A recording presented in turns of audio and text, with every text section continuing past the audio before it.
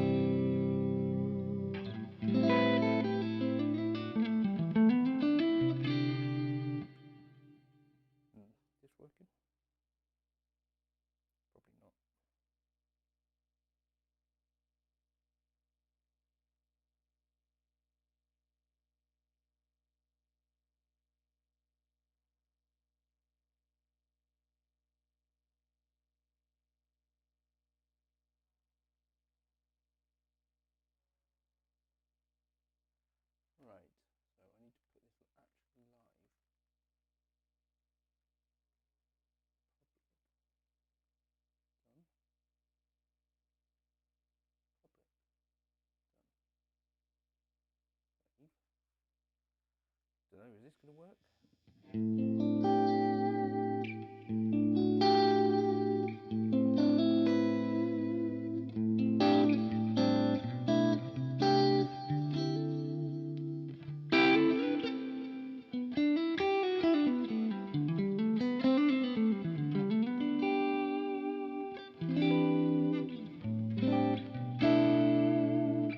Don't know if this is actually going to work. Possibly. Hey Chris, I don't think I've ever seen you in a live chat. Oh, hello Mobin, hello Schromer Jr. Deep Jim says I don't know if I can go live, that's the kind of main issue here. Hello Mr. Deese. It's apparently working. Chris says he's much taller in chat. Right, I've not done one of these for literally 3 years. I've got a baby monitor here, LEDs in bed.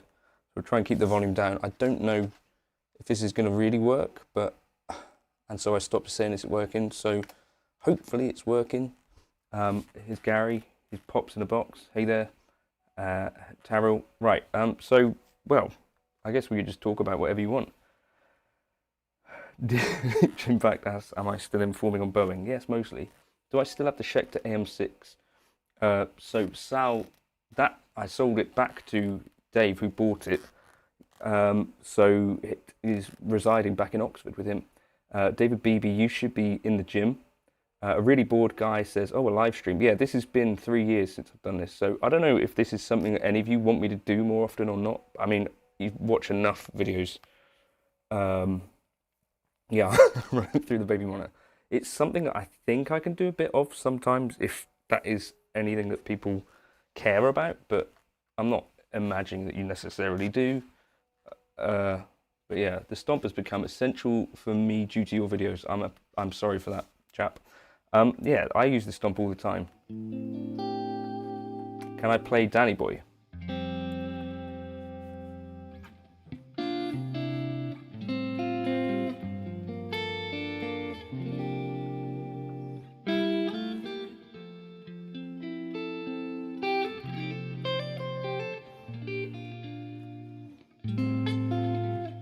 Whoops.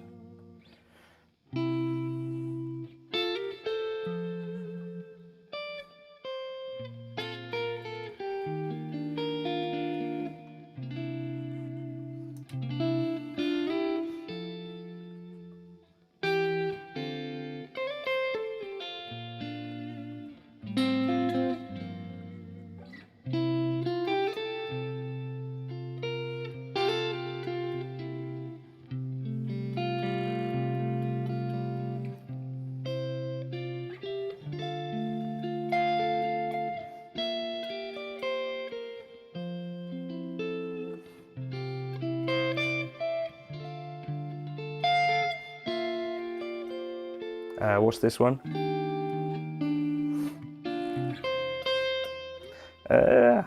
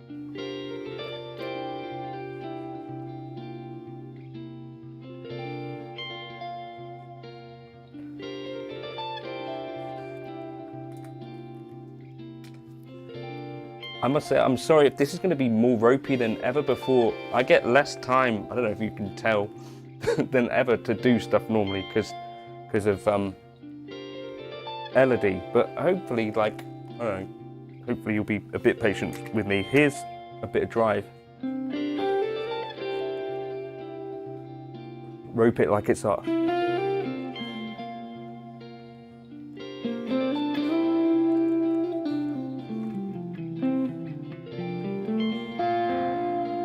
Yeah, baby is asleep.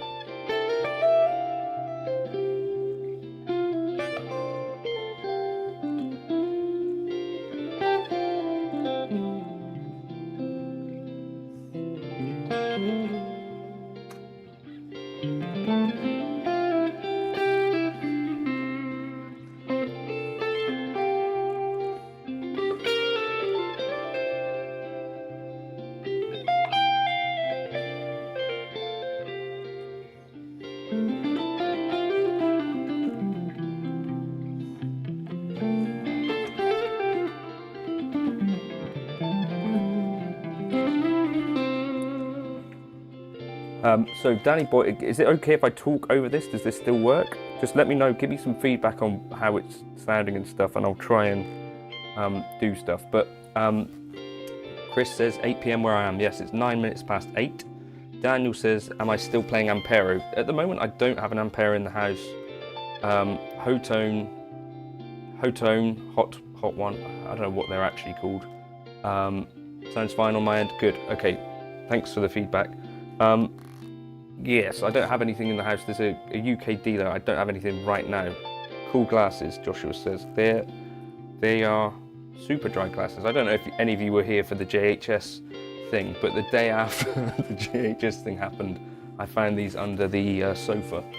Christopher says, I'm trying to be dry-witted, but mostly my wit is dried up. So unabashedly going to say how happy it is to see you on a live stream, mate. I don't know if it is something that anyone cares about. Sometimes I used to lose subscribers by doing this, but who knows, maybe you want this. If you do feel like I should definitely, the only way that I could be totally convinced that there's no reason not to ever do this is to use this super chat. You know, if I can convince my wife that this is financially viable, then maybe I can find more time to do these. If that is of any interest to people. Pops in the box. John, what would be your favourite amp and setup for a traditional soul / R&B tone? Deluxe reverb, I think. I think deluxe reverb would be pretty much my choice for anything. Well, I don't think I am past the losing sub phase, to be honest with you. It's just used to be a thing that some people, I guess, would get a notification, then think, why am I subscribed to this knobhead? Yeah, this is an ice blue. Any gigs coming up? That's probably what I should have been doing tonight, preparing for that. I've got a gig at the weekend, but I don't have many. Is my camera a potato? Super Dadio McFarland says, yeah, this is a laptop camera because this is the first time I've done a live stream in 3 years. It's been a long time. I did have another setup. I have to be down here with the dogs. Tim Pack says crypt. Okay, well that's already too much money, so you guys slow down with that. If you have 5 Watt World, it's Keith. All right, Keith. It's yeah. Did I see the Tim Pierce Rivera mod vid? Jack says yes, I did actually. Favorite Eric Johnson lick? Well, that's an easy one. Is it an easy one? I don't know if I'll be able to play it right now.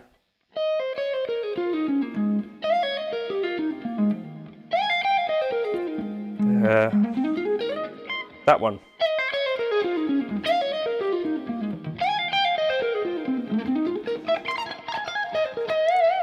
Well, that's not gone well, has it?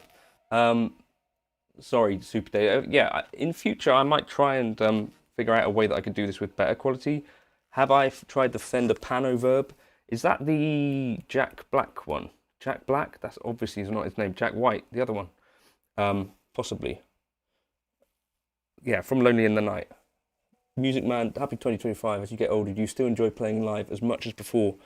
Or do you tend to enjoy teaching more? So the thing about live is sometimes I really love it. And sometimes it doesn't feel like you love it in the moment, and then you realise that you loved it. Like there's lots of parts of playing live which aren't as fun. Like I'm definitely more relaxed playing live these days than I ever was. This is actually more nervous than I've been in a long time. But yeah, playing live in my function band is super easy, barely an inconvenience, and super fun. Playing live with Jake Loosemore, good buddy, is pretty straightforward, but we do play at some fairly loud volumes. So yeah, that's live. I don't really do any. The favourite thing about playing live with Jake is hearing his tone, because it always sounds incredible, and then I feel like I sound stupid next to it.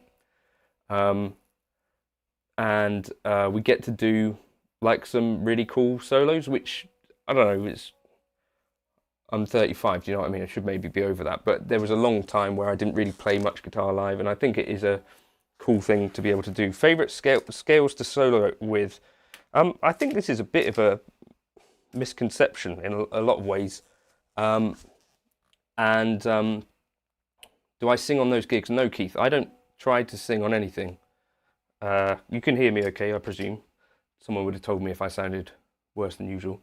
What are you doing in your playing? Mixing pentatonic with scales, modes, or playing arpeggios? Or yeah, so it's all of the above, Dave. So for instance, like if you watch the channel, like most days I'm only really thinking, I don't know if you know any like the Nashville number guys and all that stuff. The Nashville number system is a thing that already exists. But I do think like the you know, like Roman numeral thing. So I'll be thinking, so say someone shout a key in the comments and I'll figure something out in a key. So just pick a key is normally how I start my day. Tom is my favourite uncle, then John is my favourite cousin. And I think I'm Tom's least favourite person, by the way, Sean. We got E, F sharp, A flat. So should we do all of those then? So right, let's kind of go between them.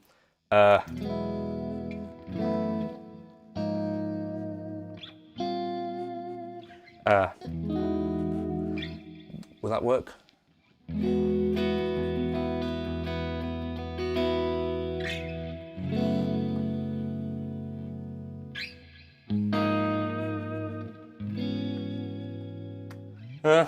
It's not going to work. It's right. I'm going to pick one of these then. How would I could just do. Right. Anyway, so say you pick. So like in my head, if I was going between E, F sharp minor. In this case, you said A flat, but it's going to be G sharp minor for me. And then we could go up to. Well, anyway. So I'd just be thinking 1, 2, 3. So in which case.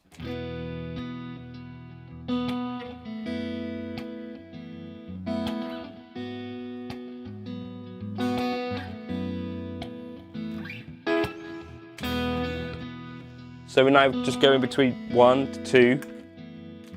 So that's always going on in my head. And then when I'm playing over this sort of thing, I'm just thinking E major for the whole thing, which is really boring.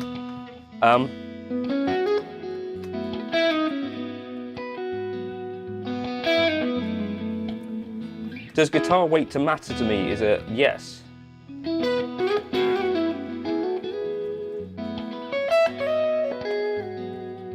So you could, yes, C sharp minor pentatonic would be a key thing I would think about.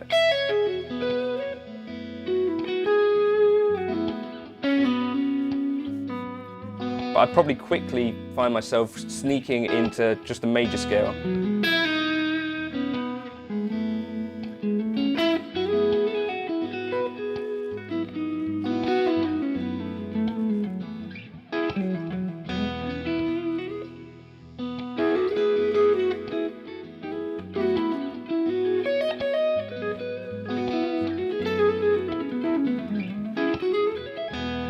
And over most things, what I've found is that it really doesn't make too much sense to start applying modes unless you're playing modally. If that makes any sense at all, which maybe it doesn't. But in terms of thinking about, hey Phil, in terms of if I was playing modally, then you would apply it to modes. Only really makes sense when you're playing something that requires modes. So in which case, if I was going between F sharp minor to A minor,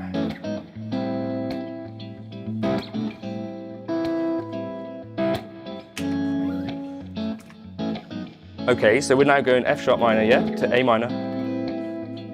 So in both cases I could use Dorian, someone mentioned Dorian.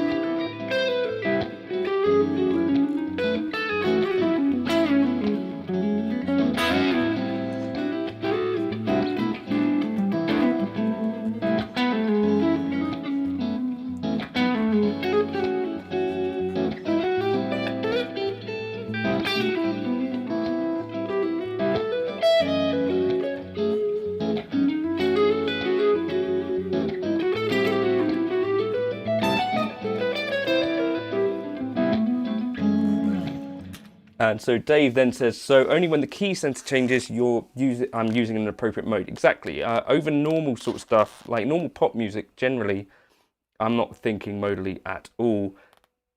Only when it requires something modal. So again, something else that might require something obviously modal might be if we did something like the classic Petrucci Satriani thing.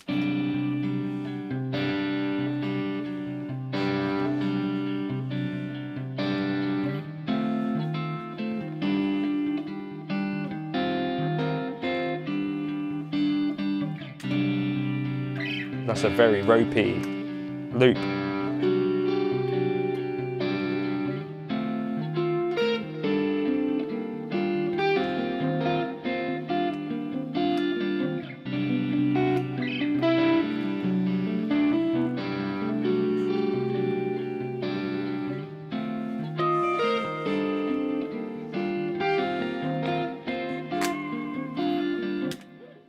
Like that sort of thing.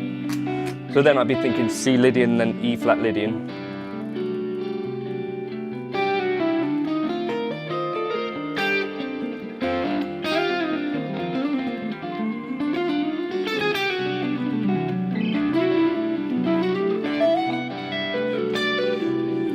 Anyway, so that's enough of that, because as James says, it's hard for me to hear modal jazz without feeling like I'm on hold on the... Actually, there are some pretty cool hold tunes on telephone that have been quite inspiring to me occasionally. But obviously, when you're caught on hold, you're never going to really have the best time. My first resolution is 2025 to play more Casey Van Horn. Cheers, Casey, and aim higher than playing like me. But yeah, what am I using to loop? I've just got a Helix down here. That's all. Plugging my this thing to the aux. Wicked game, someone said about playing that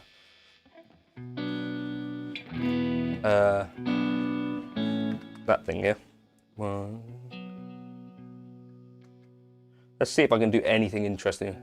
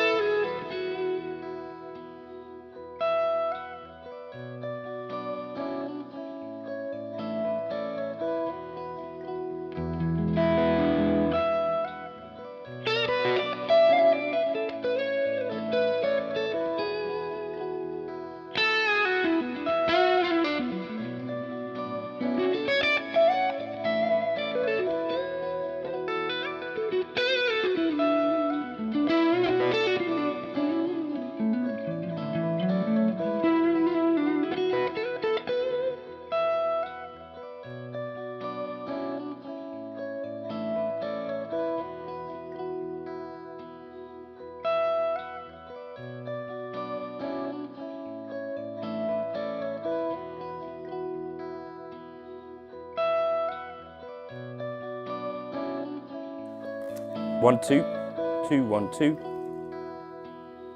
I think I'm running out of battery on that. That's probably what is happening. Do you want me to pause and find a better way to do this?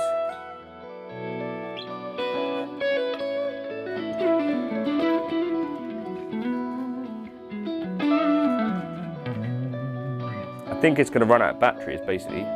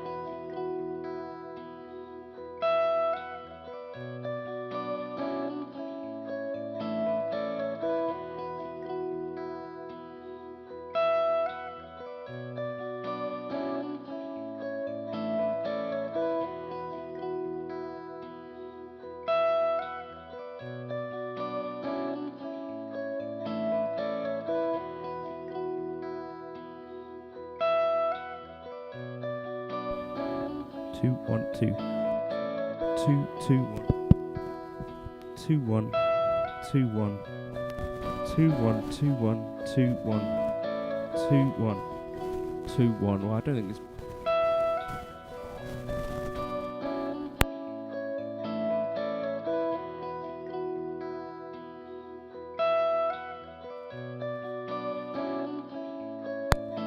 2 1 2 2.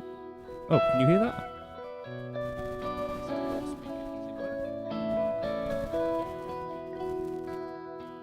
this working? Yeah, it's supposed to be good.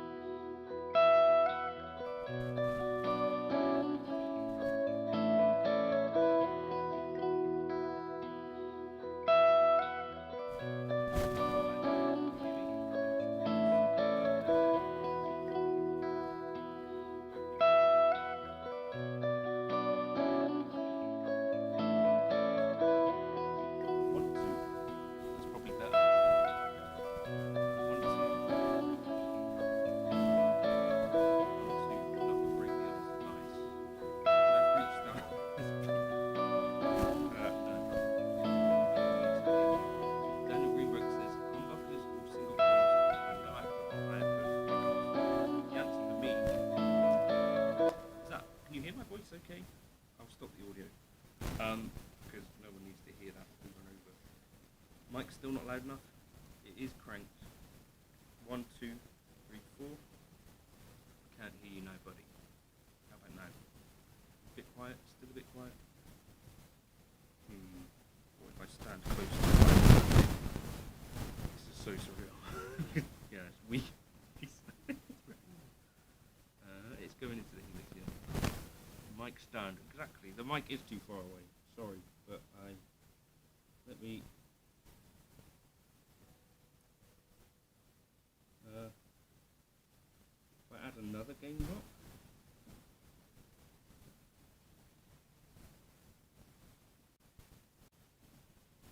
Oh.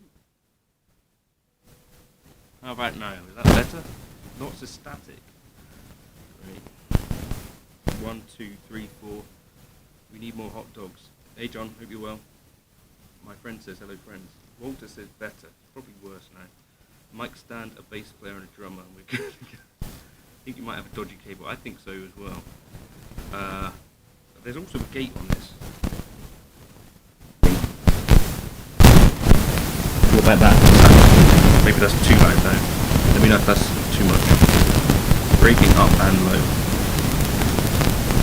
Too much gain now, eh?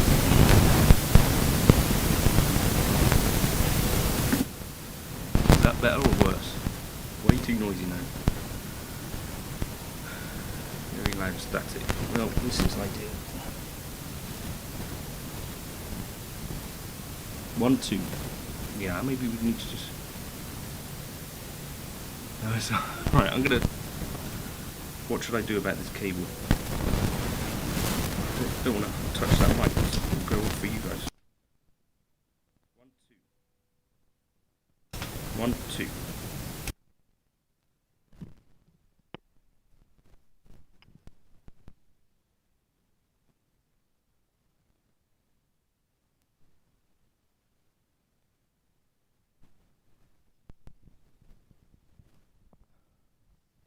Maybe I'd just hold the mic. It'd probably be easier, wouldn't it?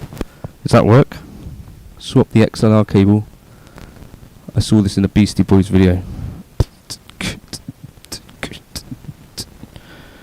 That sort of thing. Is this working? Does it sound a lot better? Is that the baby waking up? Still staticky as hell. That's better. Good enough. That's what she said. John beatboxing. Didn't happen. Are you married? I told the mic she's actually not in the house right now, otherwise I wouldn't be doing this. It does work with the XLR cable, is probably not happy. Works a bit distorted. Do some crowd work. So what do people do for jobs around here? At least I can understand you. Well, that makes one of us. Just play with your left hand. She's escaped. She did, yeah. She fought me off and then it's the whole thing. Right, legato. It's louder but lots of noise. That's 1, 2. Well, I did turn off the noise gate. Is that part of the problem? Yeah, I reckon I need to change this cable. Right, shall I change the cable or shall I just do something else? Too close to your mouth now. Brian says he's an electrical engineer. Did audio for a bit before going back to college. Are you a sardine? Yeah, it's the cable. Right, okay, I'm going to replace the cable. Shall I do that? What should we do as a loop just before I do that?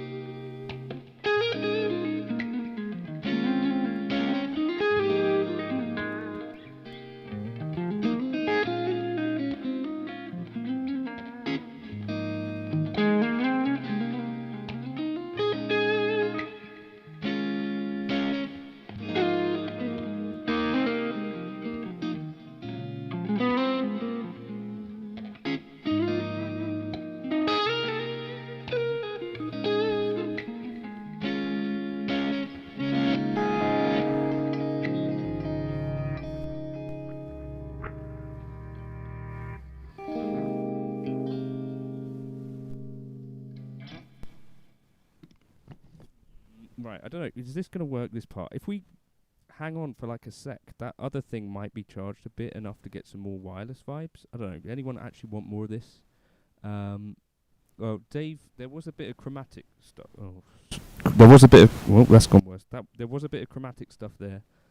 Is this better? Sounds really good low. That sounds perfectly fine. Well, then I was just slamming the compressor too hard. That sounds like a me thing, doesn't it? Obviously, you know that... do people actually think that, by the way, that I think that I'm an expert on anything? Because I'm really sorry if you do, because I've never pretended to actually know what I'm talking about. So hopefully the people that are here appreciate that I've never professed to know anything.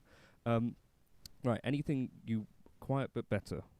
Okay, well, should we stick with this? More or less fine now, whatever pedal you put it through before added the static. We enjoy the journey. Yes, okay, Sean. Hopefully it's okay. Can you learn us also to not be an expert? Yeah, I can. I can't just do that. Yeah.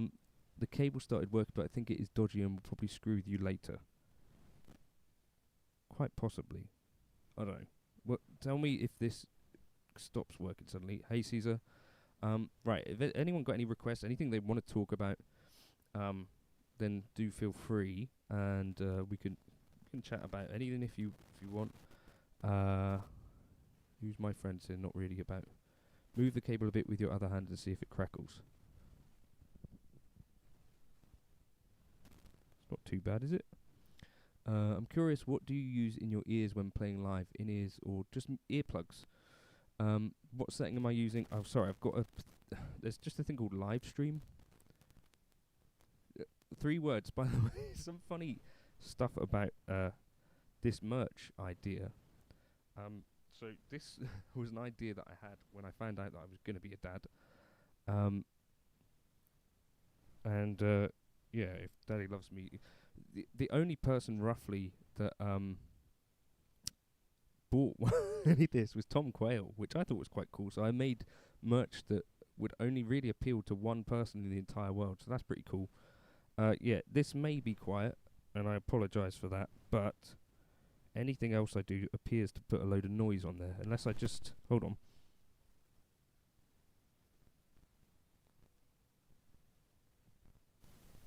Okay, we've got another 12 dB of gain on here now. Does that make it better, worse? I don't know. Let me know. But yeah, live I just use earplugs. In ears, I don't really love. Tell them about the I'm not going to do that. Is that better? I'm an opera singer, so people would think it referred to that. I think I've missed something. Right, people are saying that's better. Better. No more cracking here. Boom, sounds great. Mine are too old to call me daddy now, else I'd be all in. Yeah. Much better, loads better, sounds good. A little less gain, little less, okay? Right, okay. Sounds great. Humbuckers are single coils, high output or low output. I think I've answered that already, Daniel, but yes, I almost always am using low output single coils. These are my favourite guitar. Has Lola Dirty Blonde in it. Yes, maybe I'd do this again with a mic stand. That might be an idea, wouldn't it? Anyway, if you want to convince me that live streams are the way to go, you could use the live chat. Don't do it if you don't have any money. That would be a bad idea. Let's talk about Bologna. Best pickup set ever. Your chord melody is awesome. How do I practice that? Well, I don't anymore, but I used to. So this live stream is raw. That's a fact. Sorry, Jose. Yeah, this is the rawest it's been in a while. But I haven't done this for 3 years, and I wanted to see if this laptop would work. It's probably going to blow up in a minute. When I first tried doing this, by the way, it was an Elon Musk image that was on the back there. So I think that was the last time that I must have done a live stream, was when my channel got hacked. So if any of you were there for that, then that was a really good time. If Daddy loves me, then why is he always practicing guitar? Yes. The John Cordy says Jedi Jingle Maker. I kiss it on the lips. I don't... Just kidding, referencing yesterday's video about Gordon Ramsay. Yes, it's raw. Yes. So that genuinely, Gordon Ramsay did message me about that. Single earplug is basically a cheap to mono converter. Yeah. A single earplug is apparently worse than no earplugs, I think.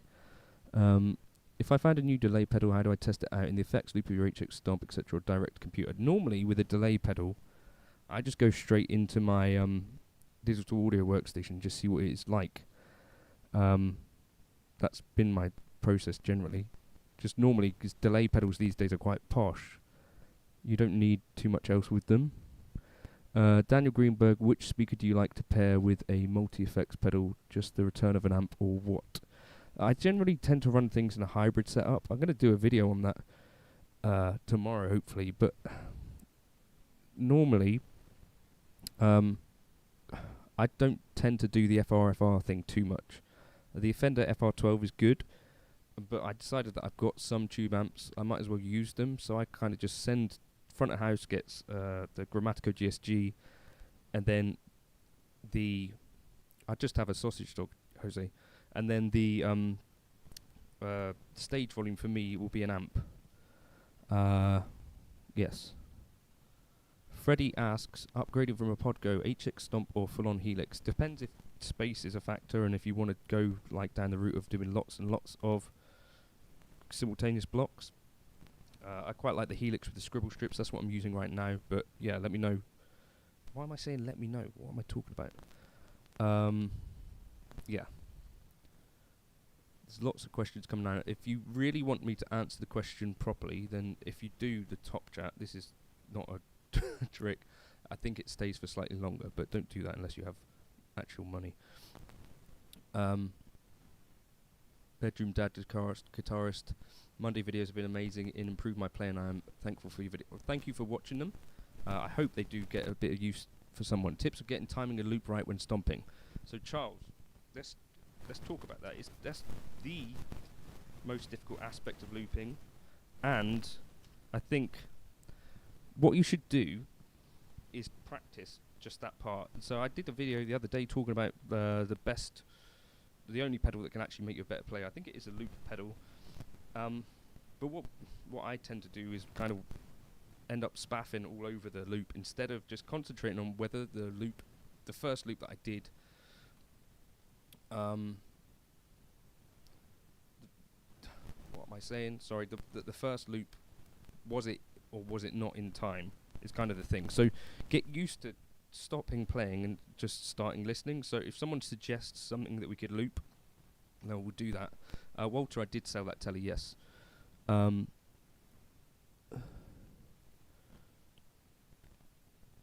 Jose says, how do you approach dealing with overwhelm while trying to learn stuff on YouTube? I have like 30 videos in my watch later playlist and it keeps growing. Well, that is a good and a bad problem to have, but whatever takes your fancy, I think, and gets you playing the guitar that day is a good thing. So got Isn't She Lovely from Daniel Greenberg. So let me just put this in my pocket.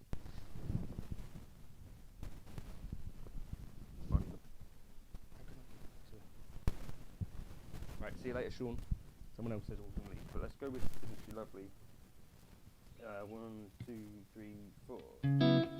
Okay, let's try this. 1, 2, 3, 4. So I'll be counting and keeping a groove before. 1, 2, 3, 4.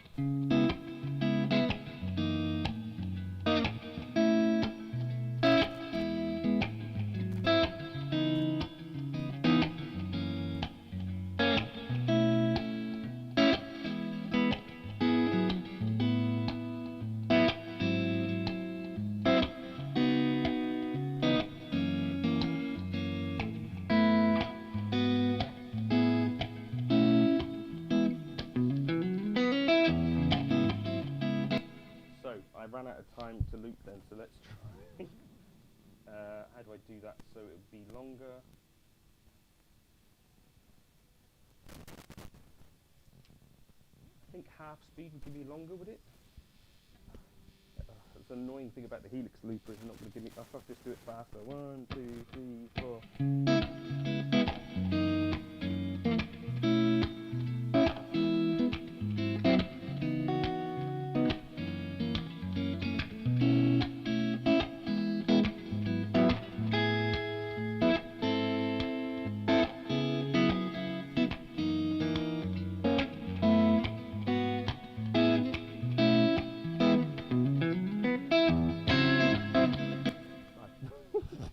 Really well. Right, so yes, that's the thing. So you need to be playing the note as you do it again. Right, so 1, 2, 3, 4.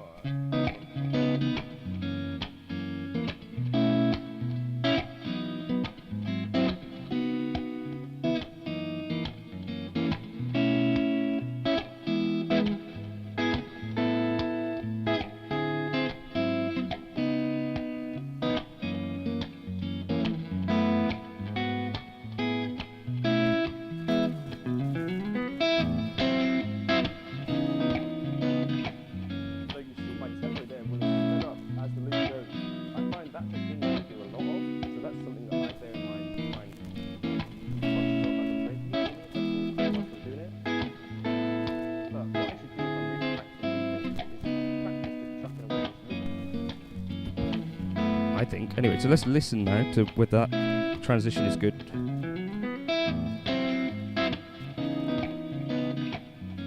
Not really. Can you hear me? No, you can't hear me. Can't hear me at all? No, you can. Your voice. So yeah, does that make sense? So you want to listen to that loop. So let's just do it slightly shorter.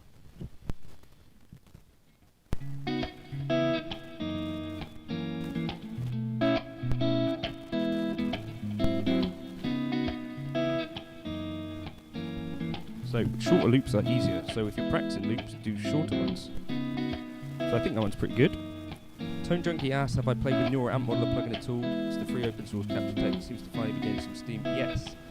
There was a really nice Dirty Shirley one that I tried back along. I think I did a video saying Retro was right about it. And that one was really nice. There's a few bits and pieces coming out now that actually run Neural Amp models, right? Like the dime bag thing. But I haven't tried any of the hardware. Have you?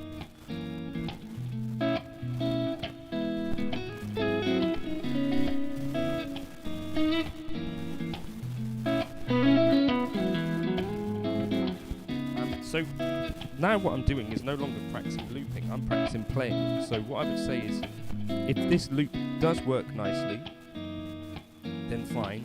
But if you've got like a little weird gap where it transitions over, don't be afraid to just stop looping and start again. If you're practicing looping, you're supposed to be practicing your timing of your loop. This is my advice on it anyway.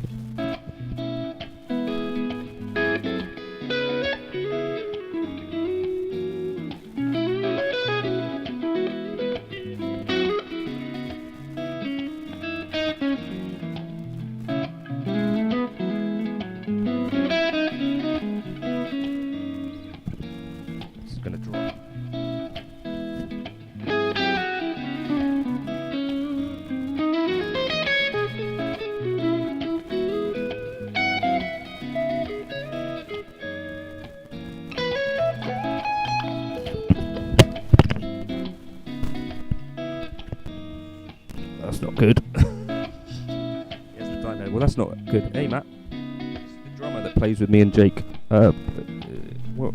If I press exit now, what happens? 1, 2. Is this working?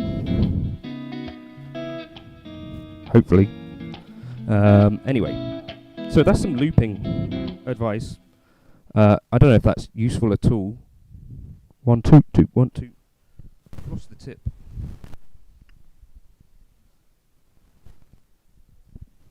I also dropped a mic on my thing. Daniel asked if I was listening to Tom Misch. Well, funny you should say that. Jake today sent me a tune of his, and he was talking about like what is going on in this tune. It's called Invincible. So that's one of the things. I sort of vaguely know Charlie, who plays for Tom Misch, who's an amazing guitarist. Charlie Allen. I'm assuming if you're a fan of Tom Misch, you know Charlie Allen, but he's amazing. Tom Misch does not listen to Charlie, I don't think. But yeah. Which musicians or bands am I listening to a lot lately? 1975 are probably like the band that I listen to the most sort of in the car. I listen to smooth country radio quite a lot at the moment, which is kind of fun. I don't know if you can ever tell in my playing what I'm listening to. But yeah, normally my sort of intro tunes are based on something that I've heard. Particularly has worked for me. Have I thought about releasing any of your songs on Apple Music or just sticking to Spotify? Oop, is this is just stopping. Uh-oh.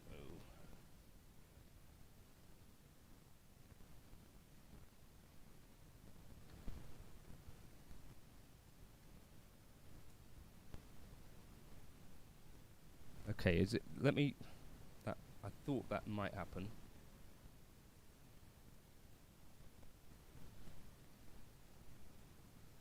Let me know if it happens again, and we can sort of slow down the internet. Another bad thing about where I live. I say another bad. It's the only bad thing. Well, that and not having any opportunities to do anything super cool musically. Homermad81 have I thought about releasing any of my songs on Apple Music? To be honest, I don't really think about releasing stuff all that much at all. I don't really have much ego for much of my own music or anything like that, and so yeah, I don't know. It's just never felt like something that was particularly worth the effort for me personally, or as it is at the moment. Having a 2-year-old or nearly 2-year-old kid and stuff, still going in and out on stream. Shall I reset the internet? The internet speed. Let's see what it's doing. Let's see what the speed test seems to be fairly good. The upload speed might be gash. That might be why it's doing it. Or maybe it's just saying it's time. It's been an hour, isn't it?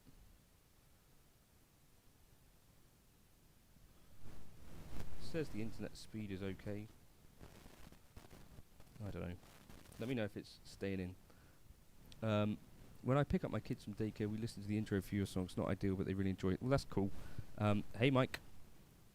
If I ended up selling my K-Line Springfield soon, you interested in another one? Mike, I've got too many. So, at the moment, I'm on a gear selling off thing rather than buying more gear. I don't know if you guys have phases of buying and selling gear. It's just one of those things where stop hitting yourselves. Never see me play live. It's nothing to get impressed with. But if you've got a request for something, I can try and do something. I can normally do something. Yeah, I haven't done a live for 3 years, and this has not been the most successful one ever. But in terms of actually, your donations have been better than I've ever received before, I think. So I appreciate that a lot. Yeah, I don't know. Does anyone else wants to talk about? We can keep talking. Does this sound work? I don't know. Is it worth me doing a live like this if it's this dodgy? Do you still get something out of this? My friend picked up a K-Line last week. I've been in the room with a Laney FRFR. Matt, our next gig is Saturday. Is my mic on? That's a question that you can help me with. Too low. How's it too low? It's not changed since a second ago. I don't know. Hello, Rob. Definitely quiet audio. 1, 2, 3. How's the audio got quiet? 1, 2, 3. The audio shouldn't be quiet. Volume is fine, apparently. What do you prefer, a nice floating trem or a Floyd Rose? A vintage trem. Bad question, but for your Patreon, are the tabs available on your older videos? Yes, they are, absolutely. All of them. Can I beatbox for you?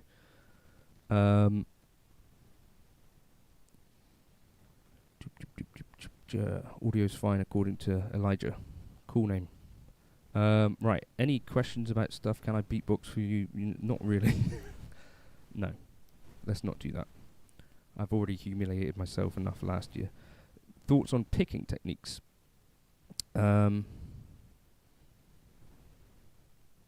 What would you call the most important advice to get better at guitar? I've answered this one already, but I would say play it as much as you can.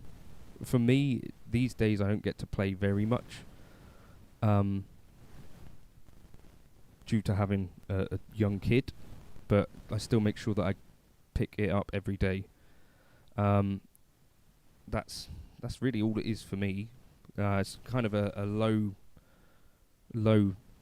effort goal, I think. Hey Gordon, hope you're doing good. Yeah, so that's for me. Just keep expectations fairly low, like with everything in life, and just aim to pick the guitar up each day. And over time, I think you find hopefully that a little bit can kind of help get. Well, I don't know. That's what it's been for me these days. There were times when I was younger that I would practice for like 7 hours a day for whatever. But that's not life anymore.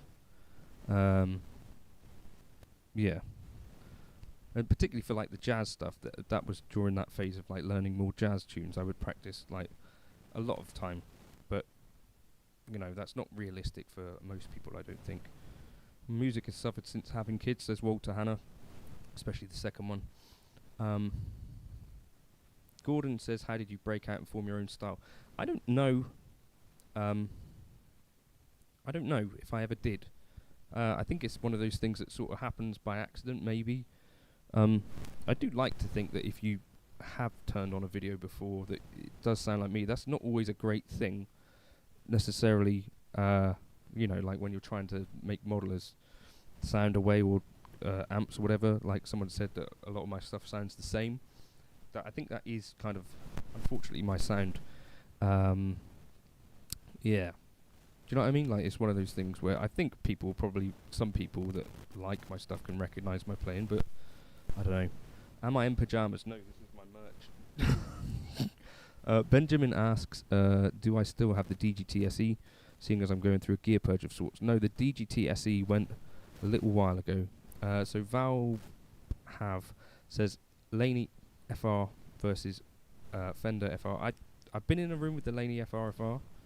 My buddy David Beebe has one, and also Paul Toop from up the road has one. I have used, yes, I'm wearing trousers mostly, they're jeans. Any more personal questions will need to be administered to Top Chat. What am I saying? Yeah, the FR12 I think for me has been the best thing that I've tried so far. But I'm open to trying other things. I did sell my Fender FR12 to a chap up the road. So, yeah, I don't have one of those at the moment. I just think if I'm going to be playing live, I might as well use an amp. Am I recording any original stuff lately? Daniel asked. No, because no one would listen to it, basically. Is my feeling on that. Keep noodling using the pentatonic scale, mix in some notes from the major or minor scale, but then I'm stuck, basically. Any tips on how to progress? Well, that is really all you need, I think. Captain Howdy says, any tips on incorporating arpeggios into my pentatonic noodling? Right. Captain, can you give me a sort of rough idea of the sort of progression that you might be playing over, or song, and I can see what I can do in that vein? What mic do you like the most, dynamic or condenser? I use a condenser most, but I think a Shure SM7B is in my future, because I borrowed my buddy Jake's, and I actually just really like that. It looks like the kid's eyes are open. That's not a great sign. Can you please talk about your legato technique and how you go about constructing smooth, coherent, long lines, pull-offs and all? I did a video on it today. E minor, D, C or blues progression. So let's go with the E minor, D, C, because blues is generally going to get us, I think, I'm going to tend to use the same sorts of things over blues in general, but E minor, D, C is the sort of thing that I do all the time. So I'm thinking of that as chord 6, chord 5 and chord 4.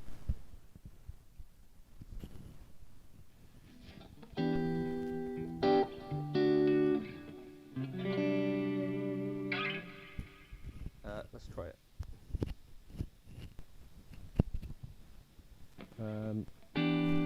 So 1, 2, 3, 4.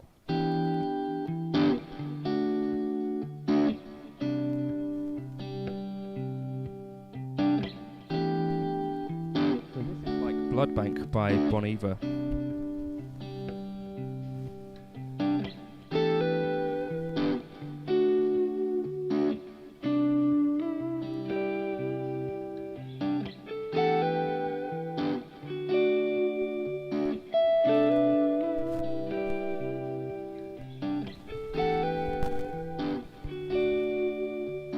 So, hey Lyric Bread. Getting away, well, pentatonic and major scale, don't think of it as a trap. It's like there's so much within that. Almost all music, basically all pop music, fits into that. So the mic stand doesn't exist. So let me just do some playing. Hey Alec, watch me fail live.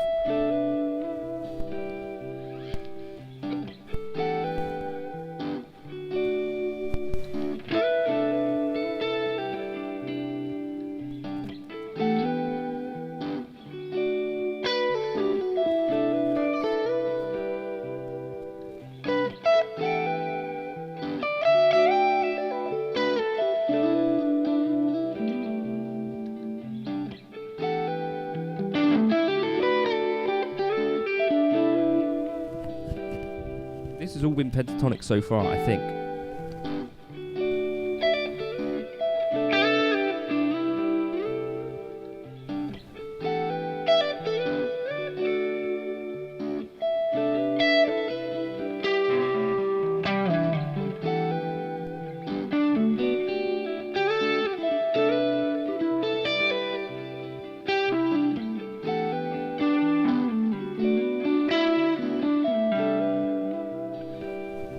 This is still pentatonic.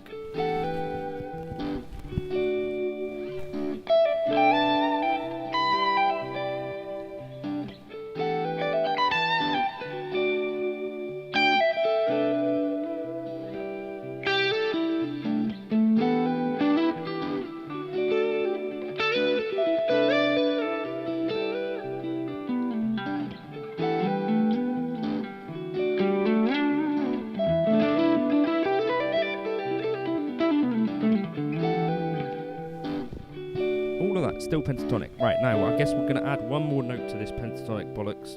We're going to add an F sharp, and then let's see where we get to.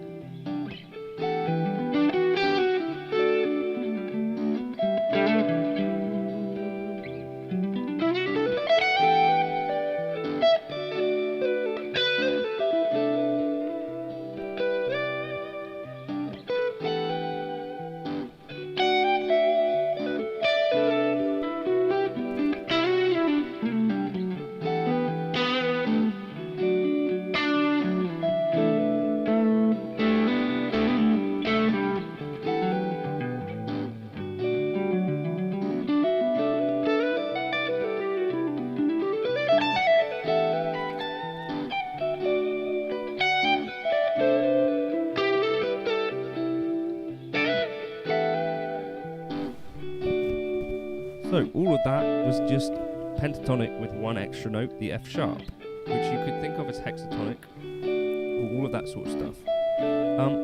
So I think there is a little bit of a misconception that you need more beyond that to sound good. But yeah, like Dave says, the trick is to try and make it musical, and don't be afraid of the pentatonic and stuff like that. The main thing, let me just turn that bollocks off, is that we're not being stuck in one box or anything like that. Is there any specific ways that you approach minor and major pentatonic shapes differently, or just ears? Well, just they're not major or minor to me, would be what I would say. From which people I stole the most from? Eric Johnson, I would say. Probably Eric Johnson, right? I don't know, chat, back me up. So yeah, when I'm playing over this, the chord progression was E minor, D, C. To me, E minor and G major are exactly the same thing, and so G major pentatonic. Here's the real key to this: is do you really know your pentatonic all over the neck? Is I guess the question.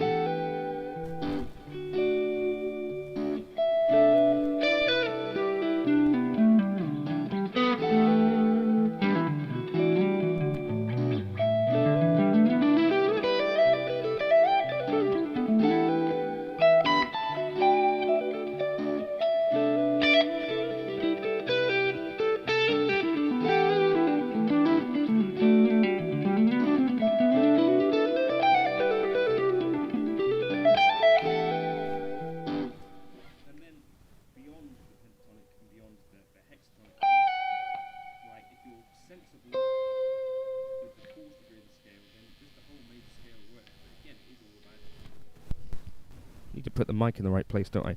Anyway, as I was saying, beyond the pentatonic scale, you got that F sharp that I just added in, and then if you're comfortable, I started off actually with a major scale, and the pentatonic scale came way later because I started off playing piano. Pentatonic scale was kind of a bit of a guitar-y thing, where in other instruments I don't think you'd start with a pentatonic scale. Matthew Osborne asks, do I rate short scale guitars for legato stuff or just in general? How short are we talking? Buckethead does a lot of string skipping on his melodic stuff. You're looking for something to practice with tabs. Buckethead. Yeah, 3-note. Oh God.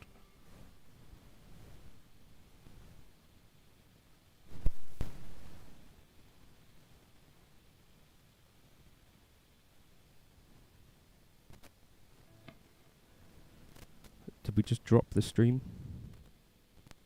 Is it still here?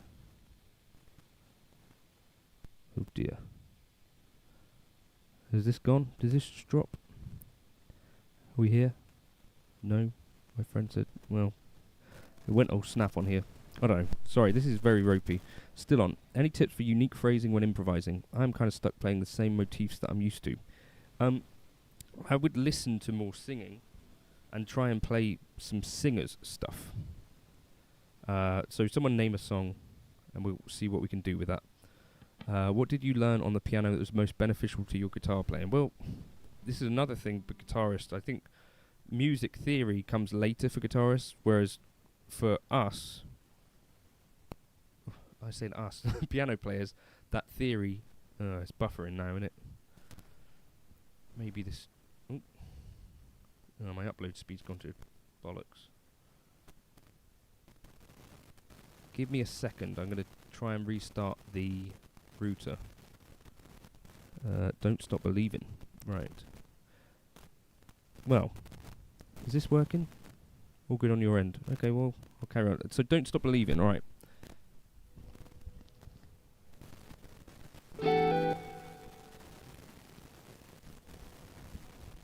So, if we could take something like Don't Stop Believing, let's just take the, whatchamacallit, the, like, pre-chorus. Stop hitting yourselves, it'll be alright, we'll make it not Super Journey.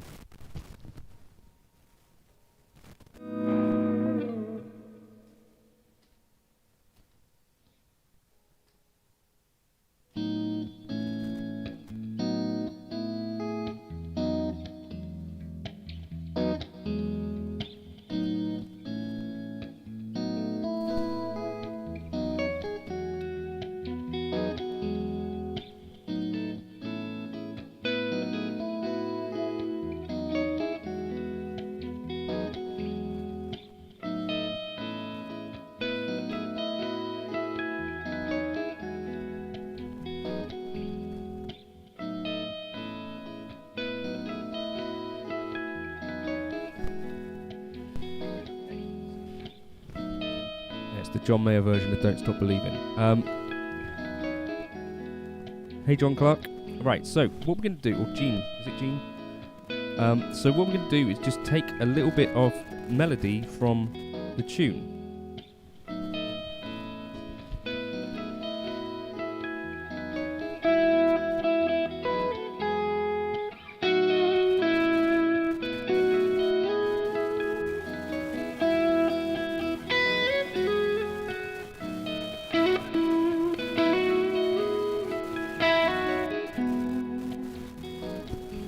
Just taking that melody and trying to play it different places over the neck.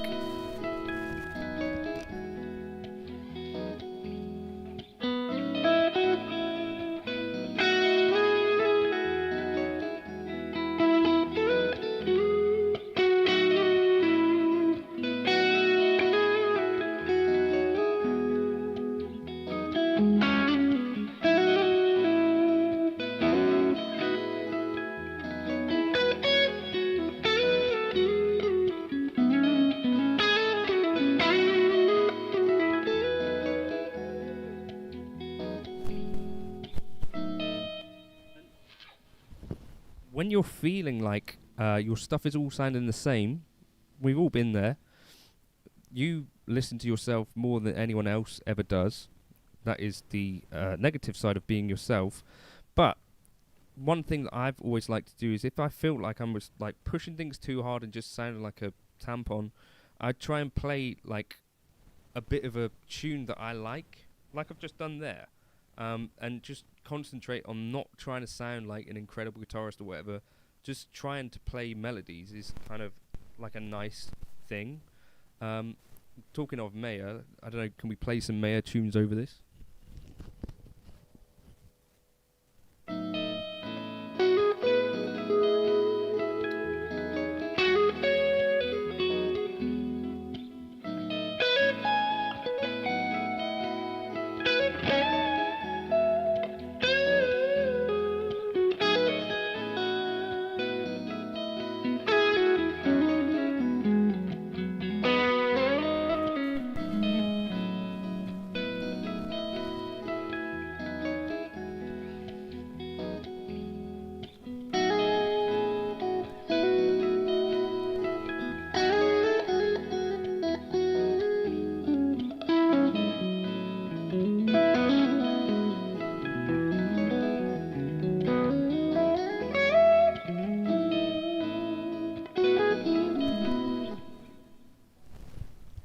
ran out of mayor. Anyway, middle name's Kyle.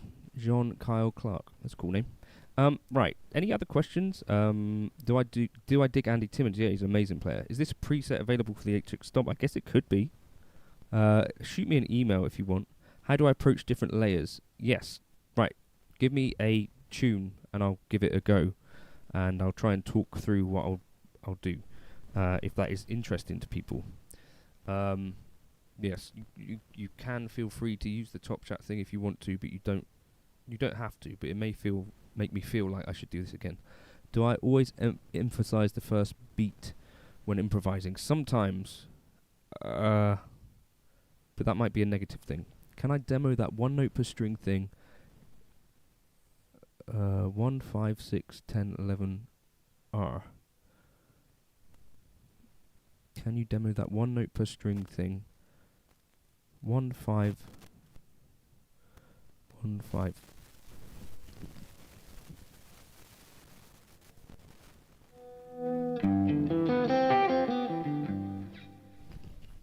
Do you mean that? Ain't no sunshine.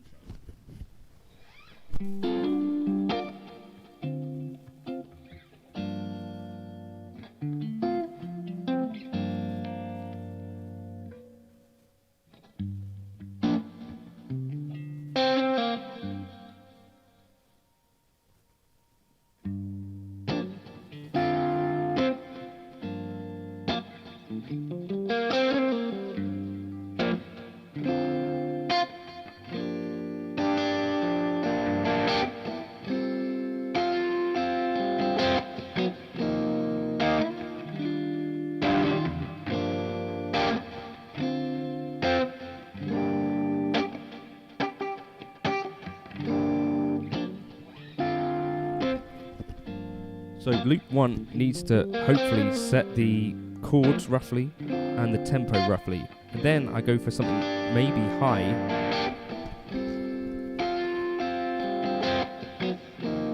I've actually done a video on this. I go for things that are quite sort of ambiguous at the top. Synth.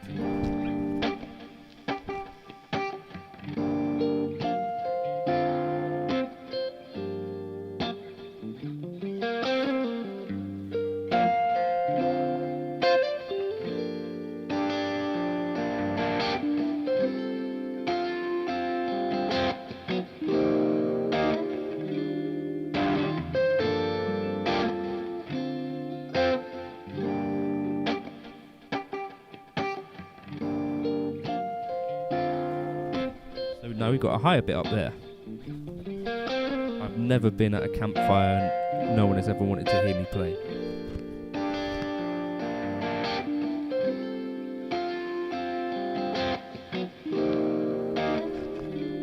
Hey Jake. Right. I mean, for this would probably be enough, right? Might add some harmonics, some swells.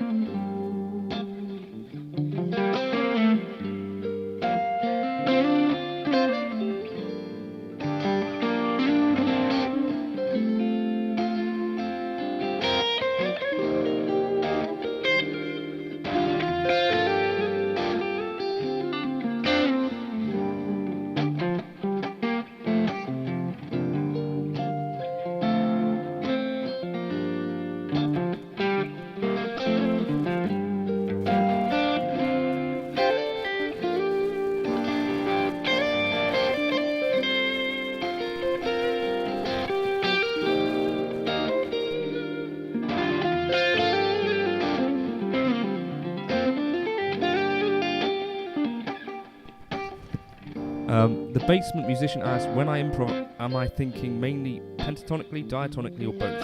Diatonically, I would say probably yes.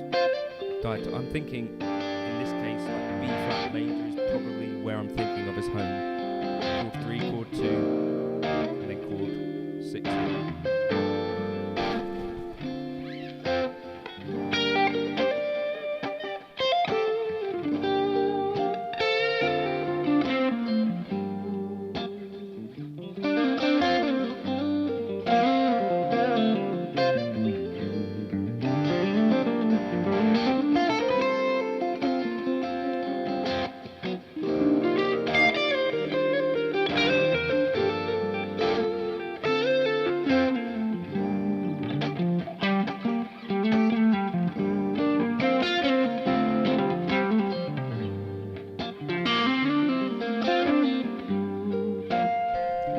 James asks, have you spent time singing what you play? It sounds like it. Yes. But the other key thing is that I'm playing a thing that already existed in a lot of cases, right? Sorry, Abhishek Turkey? Abhishek Tricky? What are your thoughts? Sorry, that's your name. I have no culture, I'm sorry.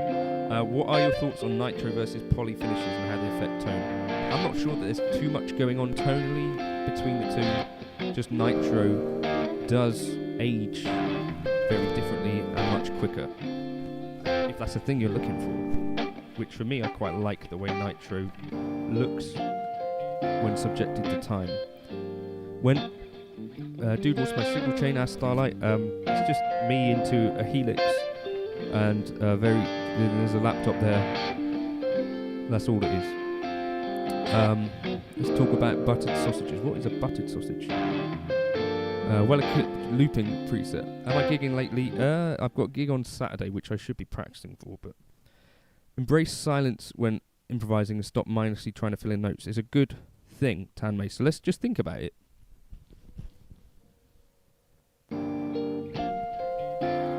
Nerves are going to be one of the things. The Helix is the audio interface basement musician. Right, so nerves are one of the things that makes us want to fill space, right? So one of the things that I quite like to do is kind of think about call and response. And I've not seen a whole video on this, but Hans Zimmer talked about it in a way that I thought was really useful. Which was like, this is a question, this is an answer. So think about your phrasing in that sort of A-B thing.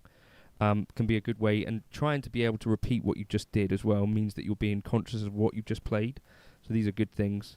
Hey James, I think you asked me, yes, singing what I played. So that could also be a good approach to not filling the space aimlessly.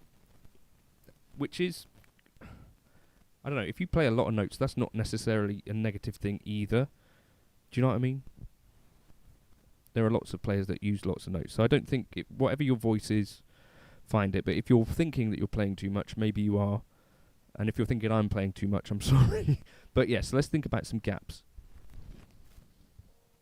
So I'm going to listen first, and then listen to what the first thing might be.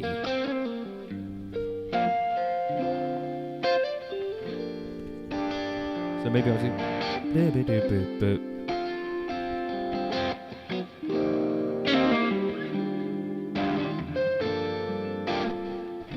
I've got a statement.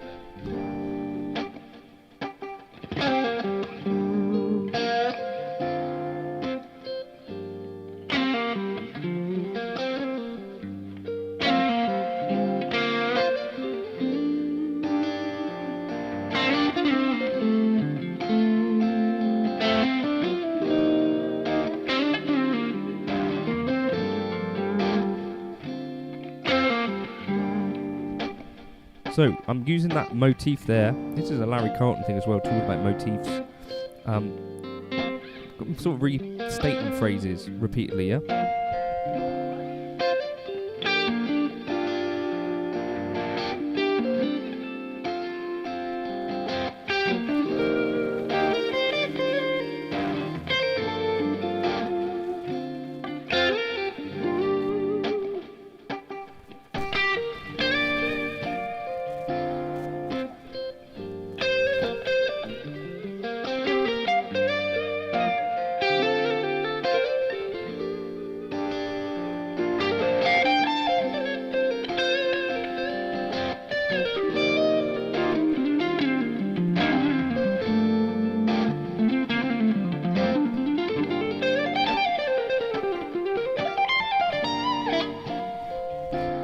nice open E for you. But yeah, like there's some thoughts there, like thinking about restating things that you've stated before. You know, it's not random if you do the same thing again, right?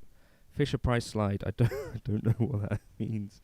I've actually got a video coming up, Pete, which you might find interesting. Really like the synth presets you make for the HX song. That's cool, Morgan. Tiago, hey. Lower action, medium action. This has got 10s on it, I think. Right, if you've got more questions, feel free to fire them away. If you really want me to do live streams in the future, then super chat is a way to let me know, but you don't have to do that. Terrell Jackson has been asking this repeatedly, and I've still not answered him. If you had to learn guitar all over again, where would you start? What would you focus on? I'd probably just get a job in a bank. Nah, I'm kidding. This has got 10-inch radius. Where would I start? I can say that one thing that I wouldn't do is what I did. So from about the age of 18, I sort of started dabbling in jazz. And if I was to do that again, I think what I'd immediately do is start learning jazz tunes rather than sort of dicking around, sort of fake playing jazz, or just that sort of stuff. So I would learn. Hey, Clive. Clive has my white Springfield. 10. Playing outside like Holdsworth. Holdsworth tended to play very inside. It's just that his changes were unusual. What was your aha moment when you noticed your improvement? I've never had one. It happens gradually. Yeah, Scott, I know your work. Chris Wright used to live in Plymouth. Wish I'd come to see you play in Exeter at the time. How long ago was that? And where do you live now? Skip Green says, yeah, what's up? That's cool. No, I think in general, for me, guitar, and it probably the same with anything else in life, you make gradual improvements that are very difficult to see in the moment. And maybe when you look back in sort of 3-4 years is where you start to see, oh, actually, I have matured since then, and that sort of thing. Mike says, hey, hello from Texas. Hope you're doing well in Texas.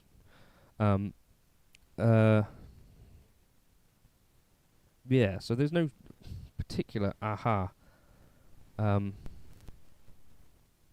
don't think. I don't know if anyone else feels like that. There are things that are sort of revelations, but maybe you don't even notice that they're revelations at the time either, is my sort of thing. I don't know, I'm a bit of a pessimist like that, but Northern Mutt says, first time catching you live, but I have to say I love the content. I hold you responsible. Hole in my wallet for the Axfex 3. Well, that's cool. Axfex is a great piece of gear. Favourite captures on the QC, probably my own, I guess. Check out, oh, that's the baby waking up. Wayne Baser actually has some captures of a real Dumbo on there. WBACER. Also, Tone Junkie has probably got some really good captures on there. And Worship Tutorials as well do. Those are some good bets. Advice for someone who's struggling to improvise. We all struggle. Stick at it. If I like the PRS Silver Sky so much, don't you want to retry a PRS SE Silver Sky? Not really, because I don't know. I kind of like the core one that I've got.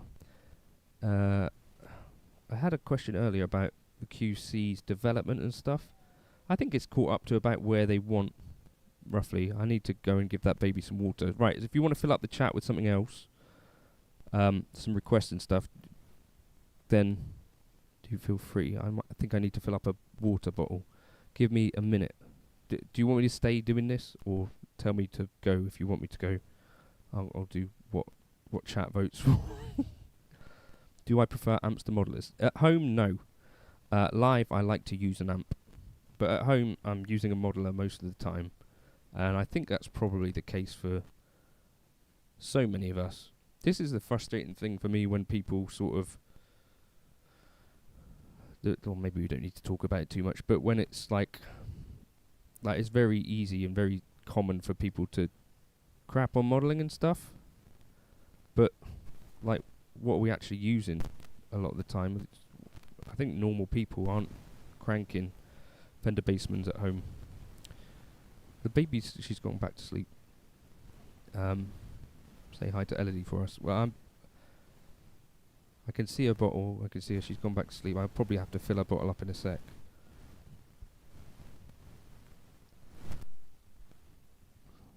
But I'm not bringing the baby on, Jim. That's not going to happen. Right, has anyone got any requests for any sort of other thing to talk about? What is my streaming setup? Pete, it's it's crap. So this is a helix on the floor here. I'm stood up at the window. There's a window here. This is a Boss Enjoyer. This is my laptop is here, pointing at it. That's one that's doing the camera. And sorry, it's awful quality, but you've not come to this channel expecting quality, have you?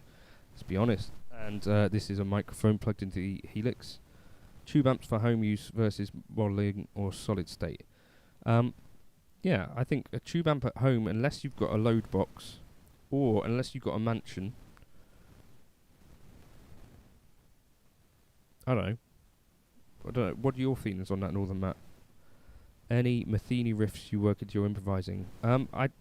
Targeting the 7, I think, is a thing from Matheny a lot.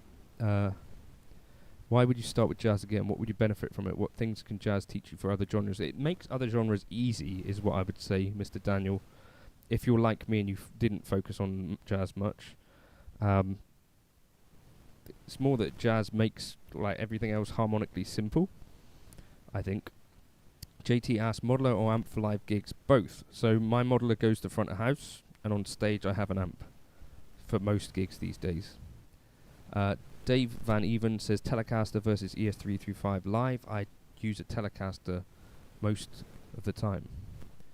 From the descending legato vid this morning, do you have any 3-note per string patterns you like? Yes. So, I go 1, 2, 3. 1, 2, 3. Jump. And then... So 1, 2, 3, 1, 3, 1, 2, 3. I use that all the time, all the map. That's one that you'll see me doing a lot of. That's my main go-to. And 2, 3, 1 is nice. I do that quite a lot.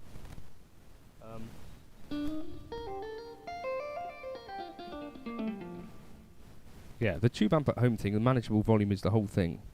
What's your current revelation in combining major and minor legato movements? I don't have any. I think of all of my legato as being in major. So if I'm playing in like G minor, I'd be thinking just about B flat scales. Dave asked, would I consider moving back to the quad cortex as it is in 2025 live? No, because I don't know. This is one. I quite like the Line 6 Helix and HX Stomp. So HX Stomp is mostly what I use live. If I wasn't using that, I'd probably use a fractal device, like an FM9 I've used live for just pure direct gigs. I really like that. The quad cortex, I find that the foot switching is a little bit on the limited side. So for live, it was a bit, I don't know, the foot switching was what was holding it back for me. What has a better straight clean channel, Friedman IRX or IRD? The IRX. The IRD, because it's Dirty Shirley based, I would say has a little bit of a tendency to have a little bit more drive.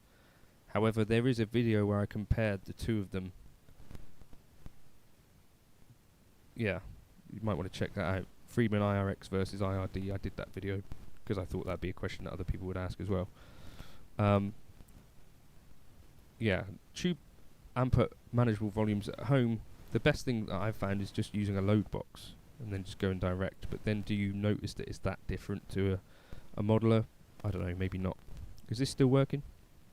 Let me know. And if you've got more questions, I don't know, let's try some random improv.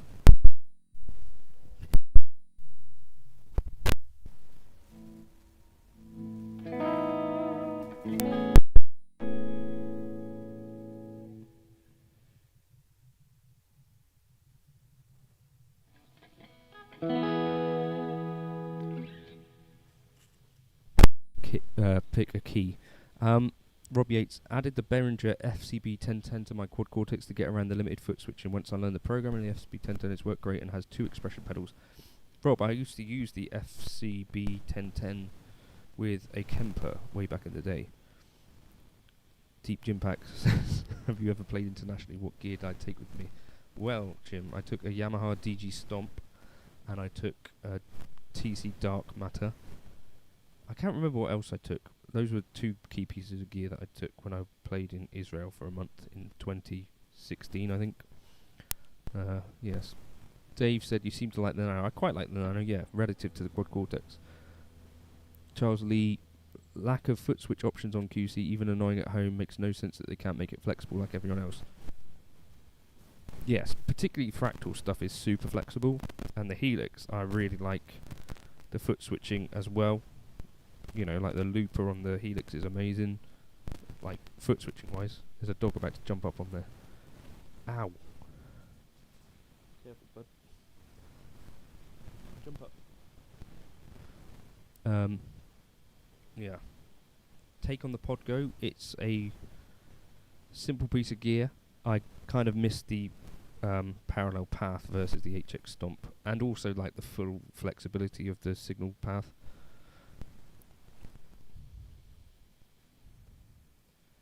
Right, any other questions about stuff? Dave says, I never played a real tube amp because I'm a bedroom guitar player. Use QC and Boss Digital stuff. Should I get one? Well, depends on where you live.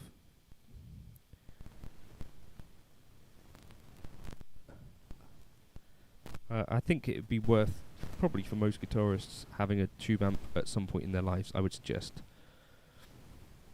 Tim Hopkins asks, have you managed to find anyone for an amp tech? I can't find anyone local to Exeter. Hey Tim, is this Tim that I saw in Sainsbury's? The answer is there is a guy called Ramp Audio, I believe, who is like, what's the name? Thorverton-ish. So Tim, do you know my wife Lenny? Because you said something about sausage dogs, which must mean that you're familiar with our sausage situation. I would get an HX Stomp, Nano Cortex versus HX Stomp, or Nano Cortex into HX Stomp. HX Stomp by itself for me is fine, I think. My channel doesn't appeal to the masses for some reason. I'm too laid back, I guess, or I suck. It takes, well, from my experience, it takes a lot of posting, and yeah. So Florian asks, what do you mean by limiting foot switching options on QC? What is missing? It's more what other units can do. So like with a fractal unit, long hold, you could do something like disable a flanger. Also hybrid sort of setups where you've got foot switching and scene changes and are able to change these things. Yeah. Morgan says, if you earned $10 for every HX someone bought after watching your channel, I don't know, I probably have a lot of money. I don't know. Let me know if you bought an HX Stomp after watching my bollocks. David Graham says, David Grantham, sorry, says, what's the best 65 Deluxe Reverb clone? I don't know. The 65 Deluxe Reverb reissue to me seems pretty fine. Benjamin asks, what do you think Headrush have to do to put up a fight? I bought an MX-5 over an HX Stomp because I felt it... Oh, that's the baby stirring. Felt it was better value based on features. Keen to hear your thoughts. I think Headrush are needed to be still making amp models for people to take them a bit more seriously. A lot of the models that they're still using are from like the Avid days, as far as I'm aware. No, I could be wrong on that, but yes, that's one of the things. Like, I don't think Headrush get taken as seriously because they don't do some of that stuff. Pete Clark asks, any clues as to the new FRFR system due at NAMM 25? I don't know, what have you heard? Martin says, do I do private lessons? I don't generally have time to. I need to just... Oh, what's the baby doing? She got the bottle. Power amp to a cab, Charles Lee says. Yeah, not a bad shout. Hey Ben, what do you think adds more to the sound? Using a real amp front end or using a real guitar cab instead of an FRFR? You could run a modeler through a real cab with some kind of power amp situation. It's a good question, Ben. I've got a video coming up with Ben soon that hopefully you guys are going to enjoy. Could be eye-opening. Right, I need to give this baby the bottle. Right, just talk amongst yourselves. Right, I'll be right back.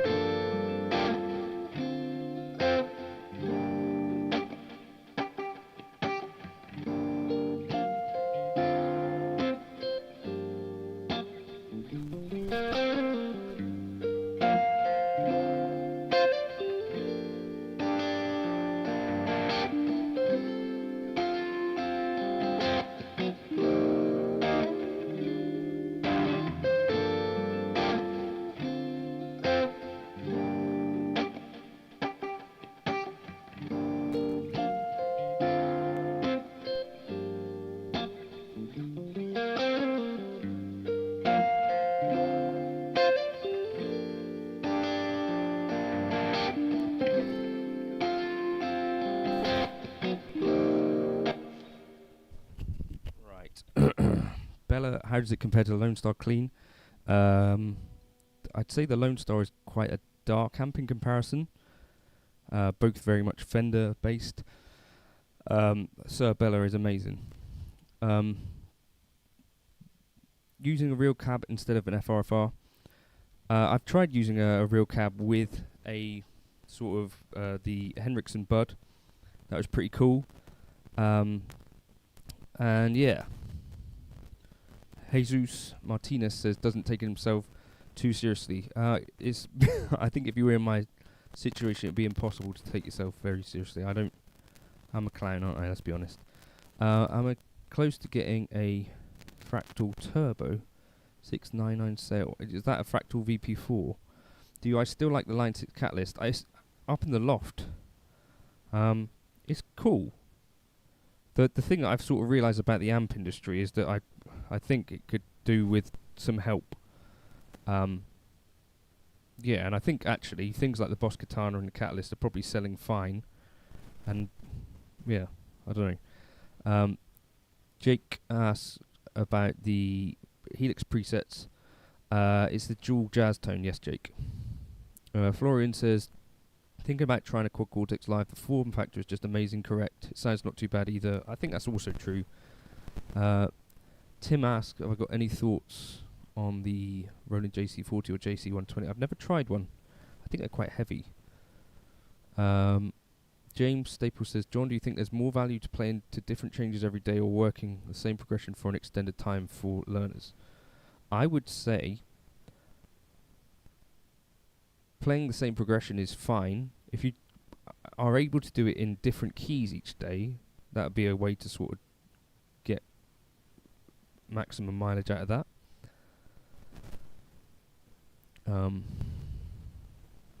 Does that make sense? Yeah, so if you are playing through a progression, play it through a different key, especially if it's like a 4-chord trick type thing. Bought a Tucana 3R 40 watt, playing for it's the best amp I ever had. Yeah, the Tucanas are really cool.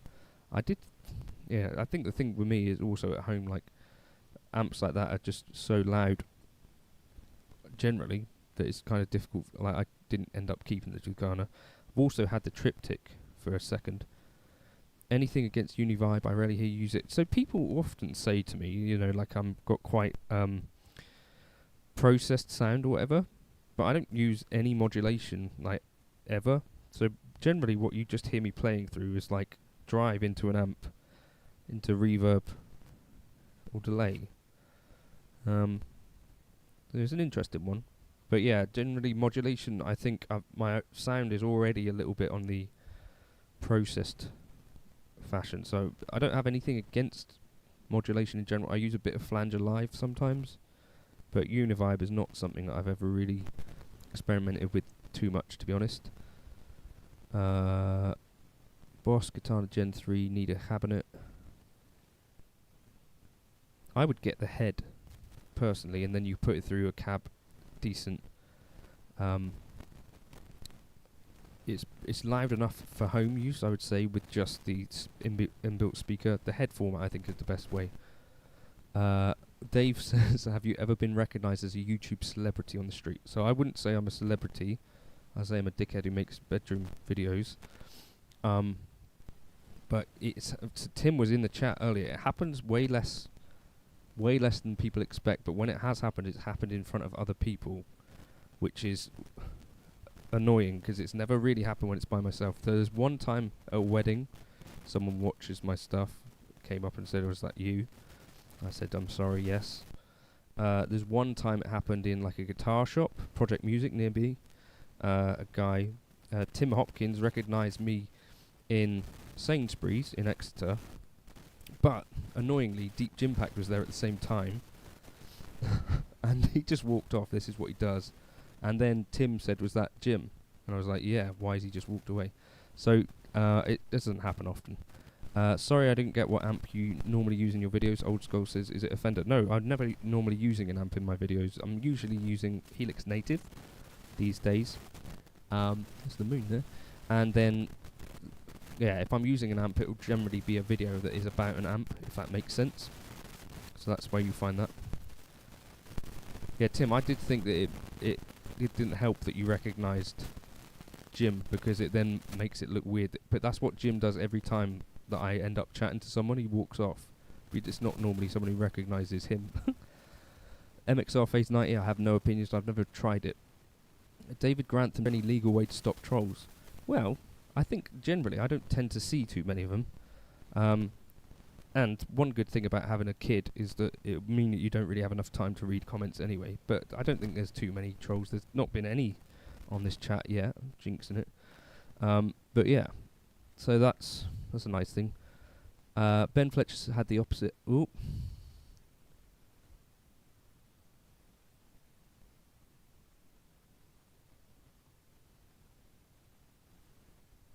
I think we might have experienced some slowdown now.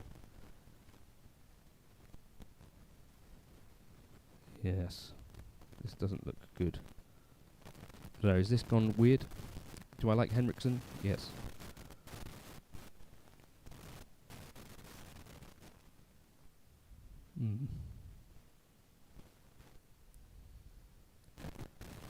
Is this going slow? Fairly slow. I don't know. Let me know, is this getting choppy?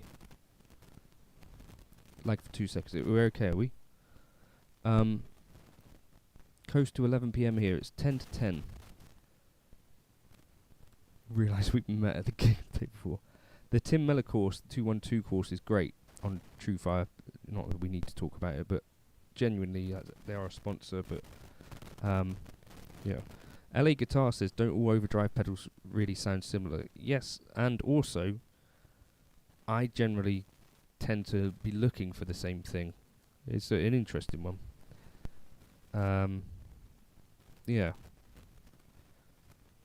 2 Minute Devotions says, in today's video your backing track was very Alan Holdsworth-esque. Good spot. It was the In the Dead of Night, which is from a band called UK that Alan Holdsworth was in. How much time per week goes into making your backing tracks, and what is your process? There is a couple of videos on this. If you search John Cordy Workflow, you'll see how I make my videos, if you're interested. Do you think the future is bright for guitar players now? The 60s, 70s, 80s, 90s, and 2000s are long gone. I don't think it's a great time to be a musician in general, in terms of making money playing original music. Would that be fair to say? But I don't know, if I can make a career out of spending my whole life making videos in a bedroom, then there's something for it, I guess. What kind of guitar player do you think of yourself as? Asked Casey. Just one of them. Yeah, I don't know. Not one that I like to listen to very much, but sometimes I think it sounds alright. Tom Garside says, can't you just use the tone knob as a wah? Wah expensive. You can if you have... is this like a thing? If you have a tone control on your... like separate one, then you can do things like this. Hold on.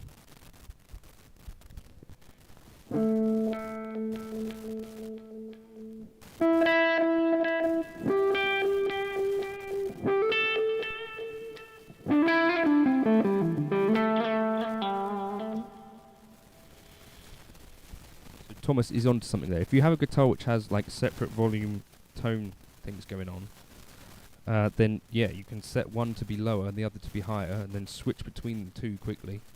You have a whole thing going on there.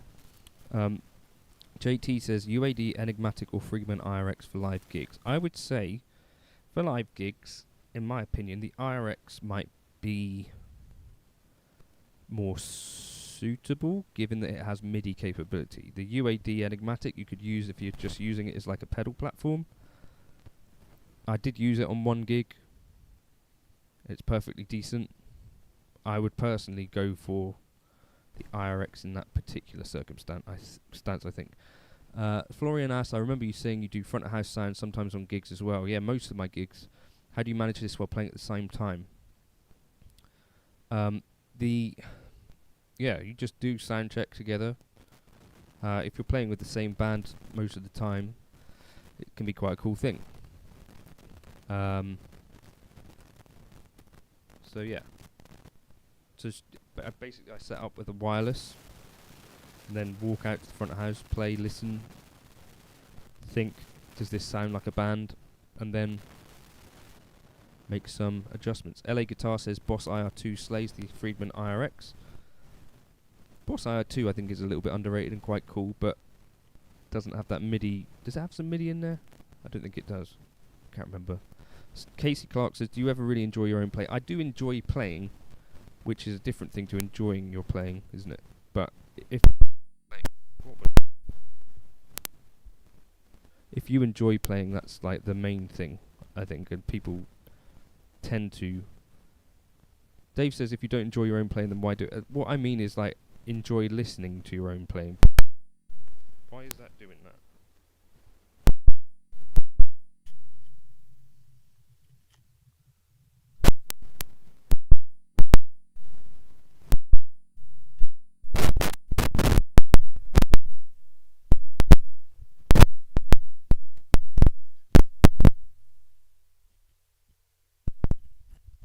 I mean, this can't be good.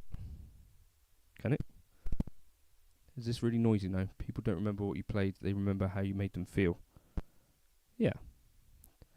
Do you play? Do you shared responsibility? Are you happy playing with yourself on a stream? That's good stuff. Those pesky solar panels, yeah. I think I had phantom power on this and it's starting to do something. My K-Line Springfield has a reverse headstock. Really? Nice.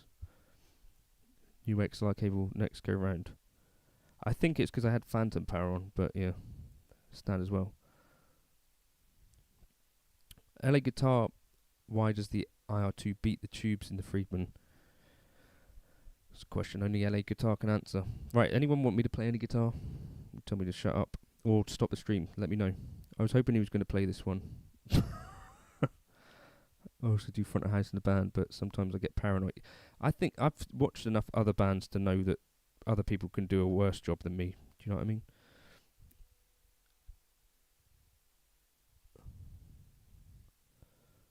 Yeah, Cliffs of Dover. I'm not going to be doing that. What's your take on decked flush trems? I'm looking at various AZ models. Some of them come with decked trems, so dilemma for me as I'm not a heavy trem user. Funk Jam. Dream guitar if money were no object. It's this guitar, I think. I think I already have it, which is a nice thing. Play something cool with whole tone scale. That's not a thing. Post nut bend Nashville telly style. I think it would just snap. Couldn't go high enough.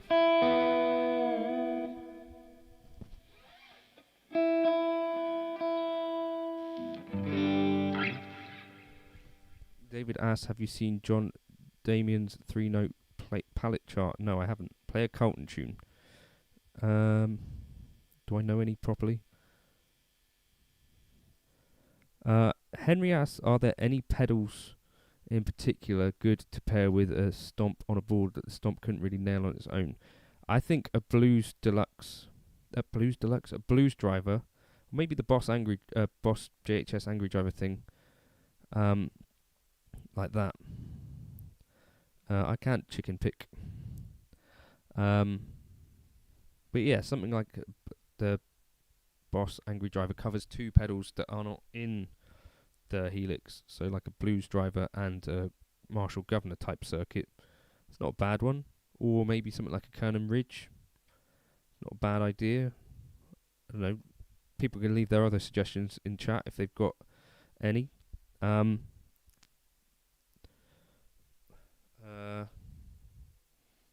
don't think I can do any Larry Carlton in a loop style. Yeah, the Kernan Ridge Pete, I think.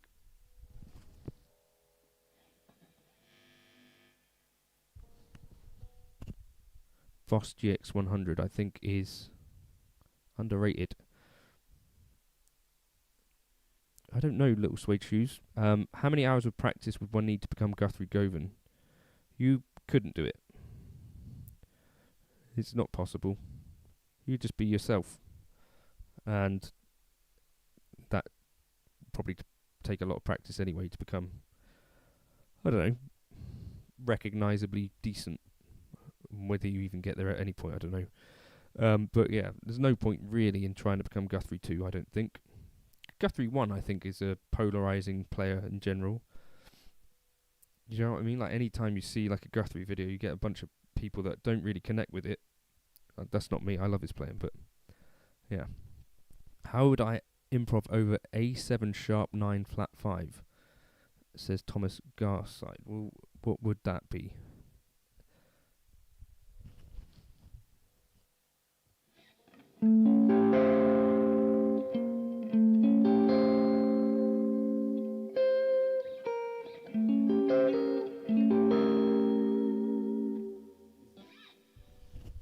I am a serial killer, Jake. Is that right? Sharp flat 5.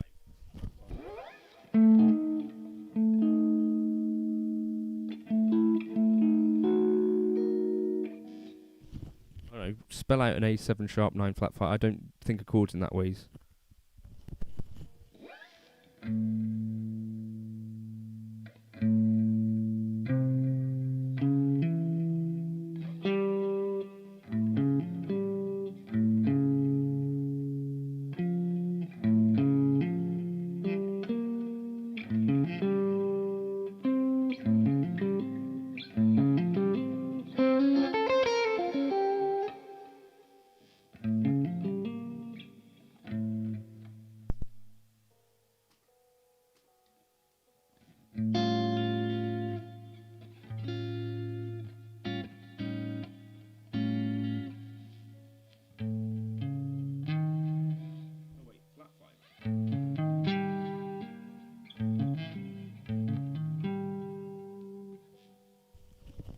Is that what you're saying?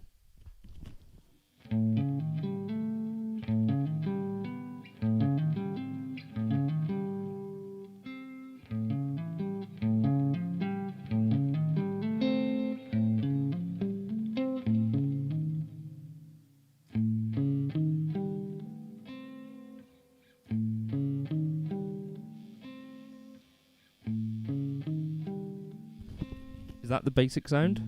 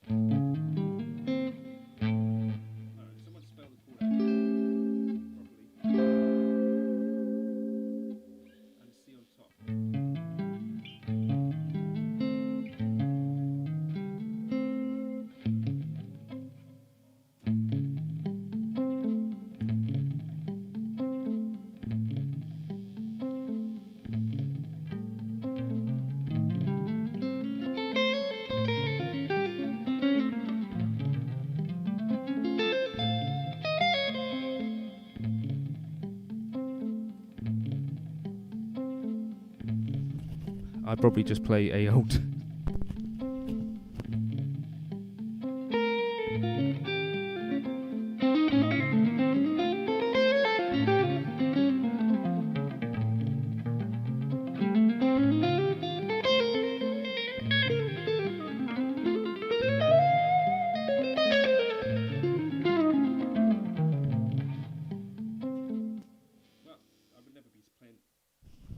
I'd never be playing anything static like that anyway, so it would probably be in a context of a wider chord set, right? I don't know. So what would it be?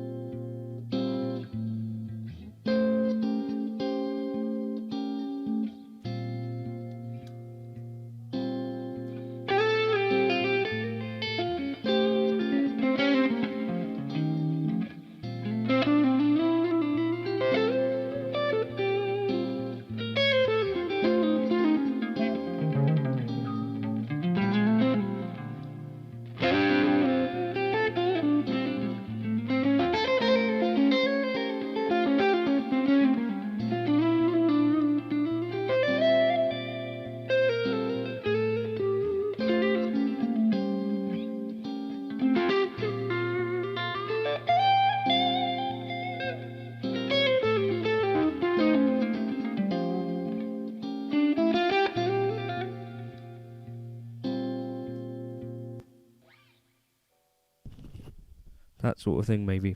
And no, Jake. So this is the cool thing about my playing, is that I don't think about chord things like that at all. JT B flat melodic minor. So vamp A sharp flat 9 flat 5 to D major 9 sharp. Why would it be to 4? That's not a progression that I would play with, but let's try it.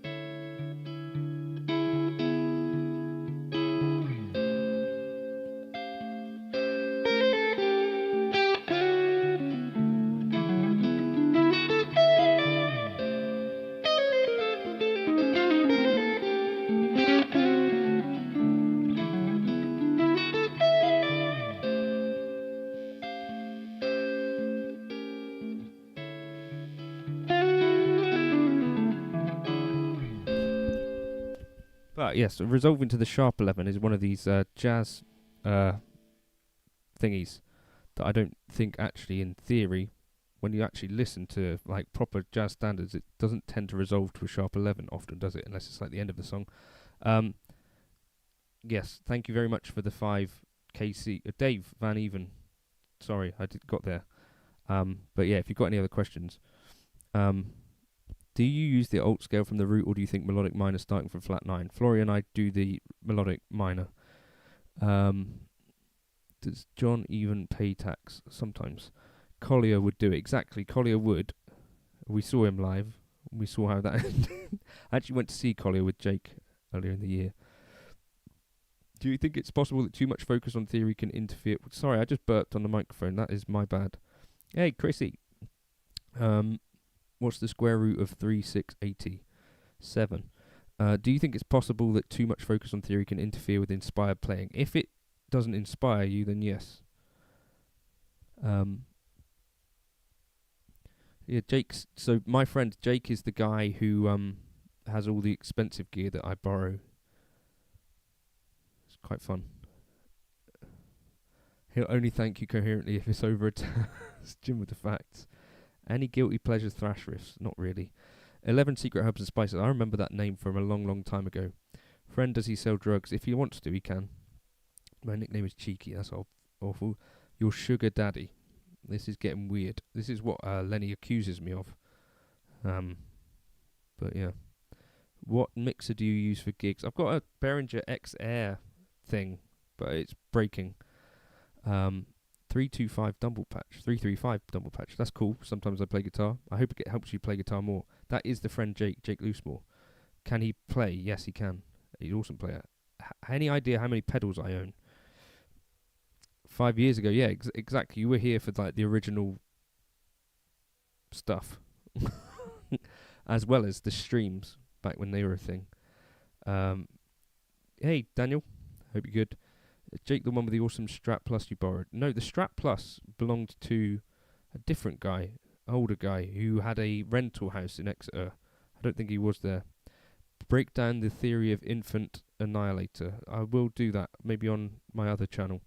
Is Jake the guy with the Natrocaster? He is. Let's ask Jake to borrow stuff too. Favorite large recording, his acoustic album. I haven't listened to his records, but my favourite thing of Large, I think there's a video of him playing with Mike Marino at a campus, and that was the first time I can remember just like watching him play and seeing how much joy there was. He's just playing, I think, Someday My Prince Will Come. But yeah, I love that. Yeah. Vamp E minor Dorian with sharp 4th A sharp, moving to F sharp dominant with flat 2 and 6. See, these are languages that I don't speak. It's Jake your dealer, guitar dealer. Not quite. He's just got lots of cool stuff. Jake is my sugar daddy, says Rosie. Are you the Rosie? Another Jake comment.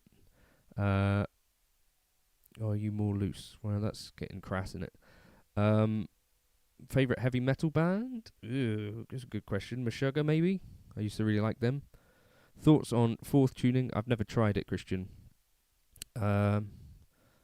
Standard Strat wiring setup, or have you encountered another switching setup you prefer? Is it standard to have a tone for your bridge pickup? That's what these come with. The K-Line Springfields, generally the tone is wired to the bridge, which I find useful. Alright, does anyone want me to play anything that doesn't require me to do super lots of maths? Fantastic guitar player, John. I don't think so. Casey Clark says no. What do you think of Lewis Cole? Is it Lewis Cole? No, I've heard a couple of bits and pieces. But not loads. I've seen like a few videos. Can you play your Wi-Fi password? It's underneath the Wi-Fi router. What other channels does a guitar guru like yourself watch? I actually watch some MMA channels. Occasionally watch a bit of Bukovac. What else? Leon Todd. Who else do I enjoy? E minor to F7 vamp. Alright.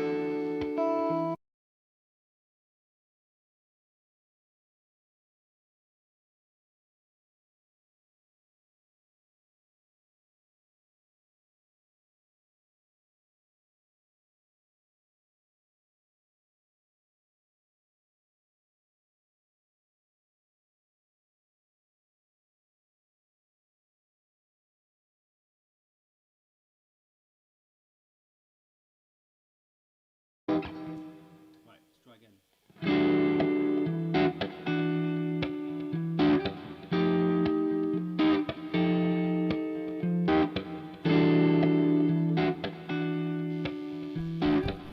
Now my guitar won't stay in tune, will it?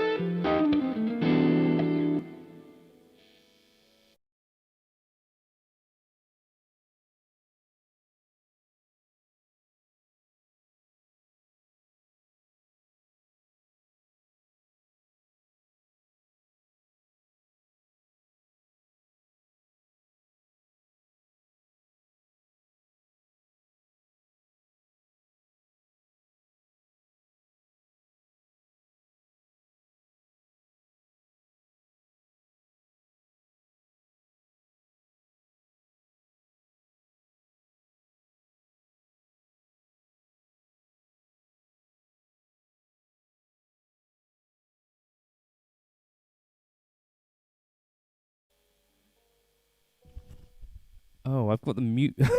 When I'm tuning, you can't hear me. That's interesting. Cool. Sorry. Thank you for pointing that out. Yeah, you lip read. I said a lot of awful things.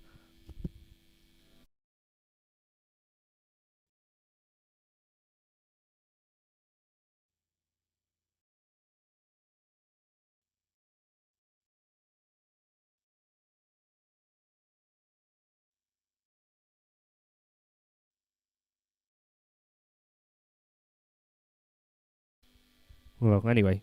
Right. Many profanities. Yeah. Right. What was I saying? There was a question. Bollocks. What was the question?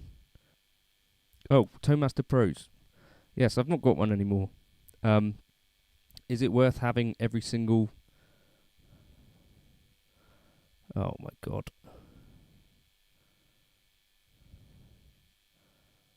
Is it working? Not really. Is this working? Well, maybe it is. Said it wasn't getting any data. It is getting data. So yes, what was the question? Yeah, I'm not an expert in all of the devices, and I think it's maybe more interesting to have like ones that you know best. And it got boring trying to do videos with every single thing. There was a super chat from Rosie. All right, steady on. Can I sing as well? No, not very well. Rolls one said, "What was it like to have it out with a pedal company CEO?" I think it was useful. I think for the community at large. I think people made out like I was asking questions that no one else had ever asked. Have I discovered mic stand? No, but it's outside somewhere. Yes, but I think I don't know. I didn't I didn't think it was the best thing I've ever done. But I think the JHS, they asked for my address, but I thought it'd probably be best not to give them my address. Do you think singing could help your playing? I have sung. It's just I don't like the way I sound, so that's enough of that. I don't know what Ribbon in the Sky is. But yes, they did reach out. Joyo stuff is cool. Anyway, let's not get into that again. The JHS, I did suggest that we could do a transparent drive. I think it was a way that people hadn't... Like, I had people, like, talking as if, like, I'd said that I knew this stuff. Which, obviously, I've never professed to know how a pedal was made. Which is obviously, like, naive and stuff, but I think unless you work in that industry, there was a lot of those things that we probably wouldn't know, but then probably most of you wouldn't make a video saying those stupid things. Play Creed, I'm not doing that. Erod is in bed. Yeah. Two people asked for what? Yeah, you'll be alright, Ben, as long as loads of people don't click over to it. Do you think the debate between amps and modelers is stupid? It's kind of interesting, I think, because it's a thing that most actual people working in music have to be comfortable using both. And so I think that's actually where the debate is. And the person that can enjoy playing both is probably going to have a better time working than the person who's going to say, I never want to use a modeler. Or conversely, someone who said, like, I never want to take a tube amp to a gig. Like, there are gigs that I do all the time that I think sound way better with an amp, like gigs with Jake, for example. Play some Taylor Swift.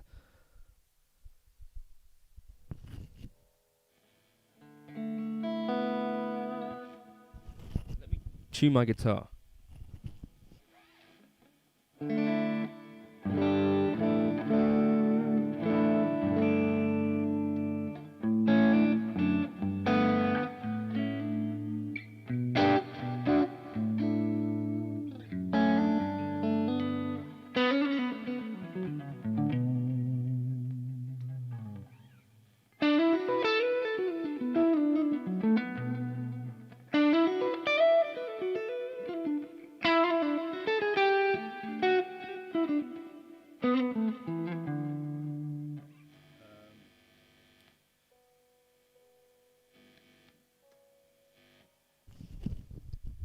probably am going to have to get the K-line refretted one day.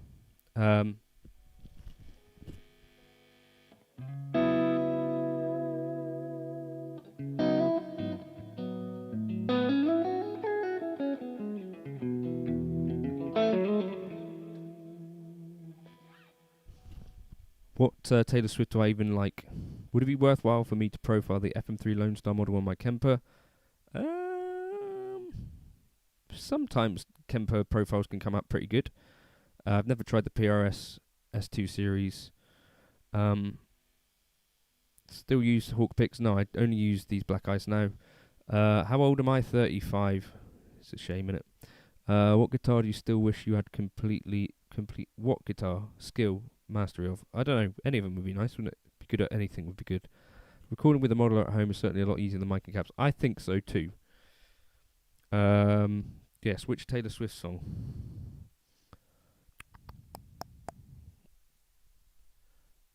What time is it?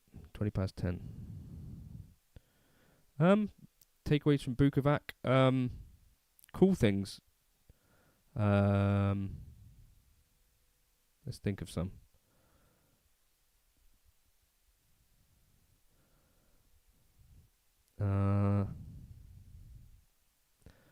Well, stuff with Dan Huff and stuff like that I think is really cool. I kind of like listening to his playing more than anything else. I also really dig the Nobels ODR1 stuff. That's pretty cool. What else? Don't know. Do a video with the orange Terra stamp. I don't have one. I could maybe try and find one. Creative Guitarist is hoping for new Helix stuff. I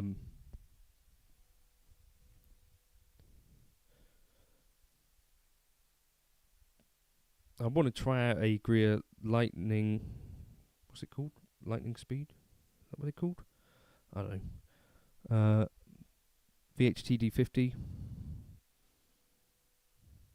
Spring reverb pedal.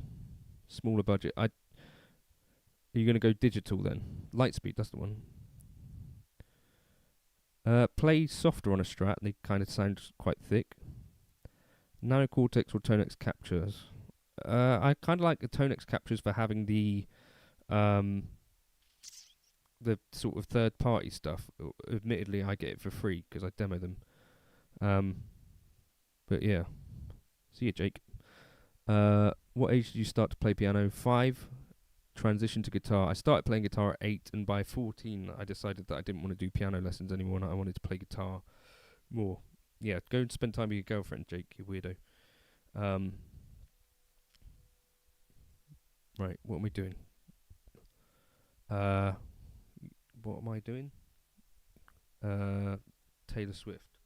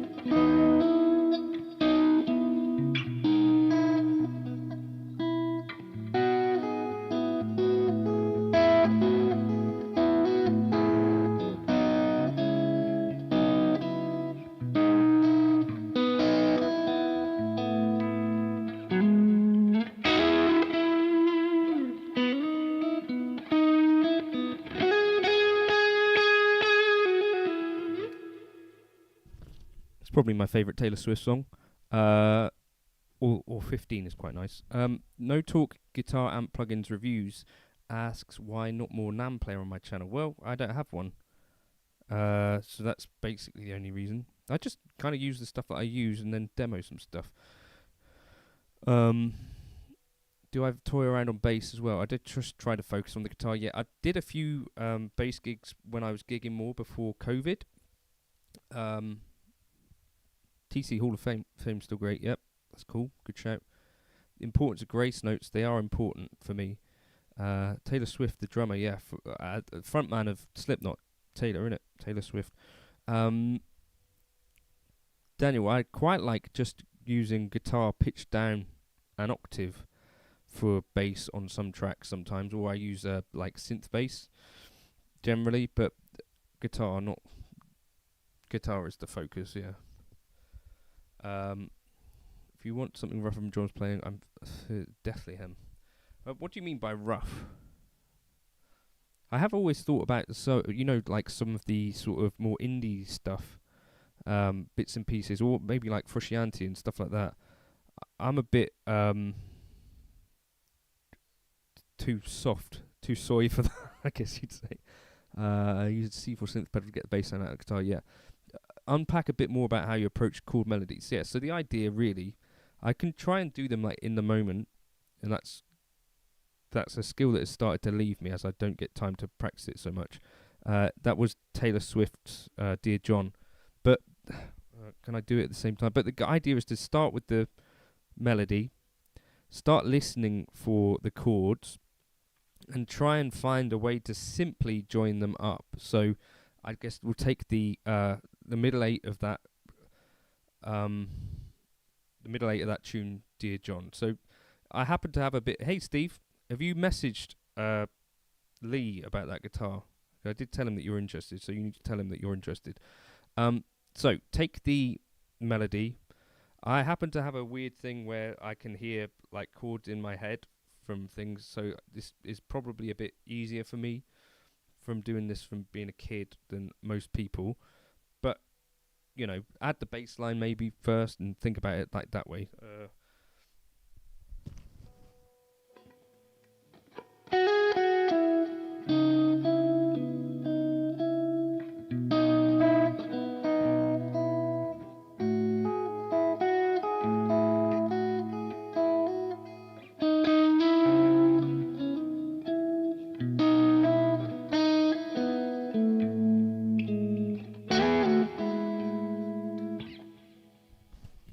And yeah, if you can add a bass line to start, that's quite a cool thing.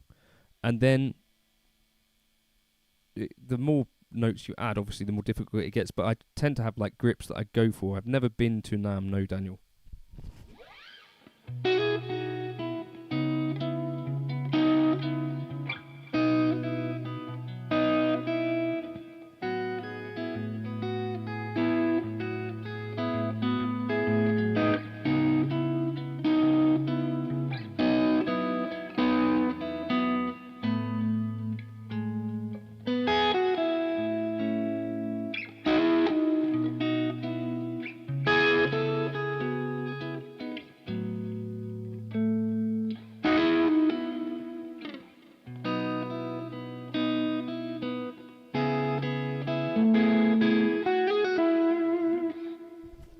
It's sort of like an extension of being able to, I don't know if any of you guys can sort of play what you've heard before, but it's kind of like that, but extra.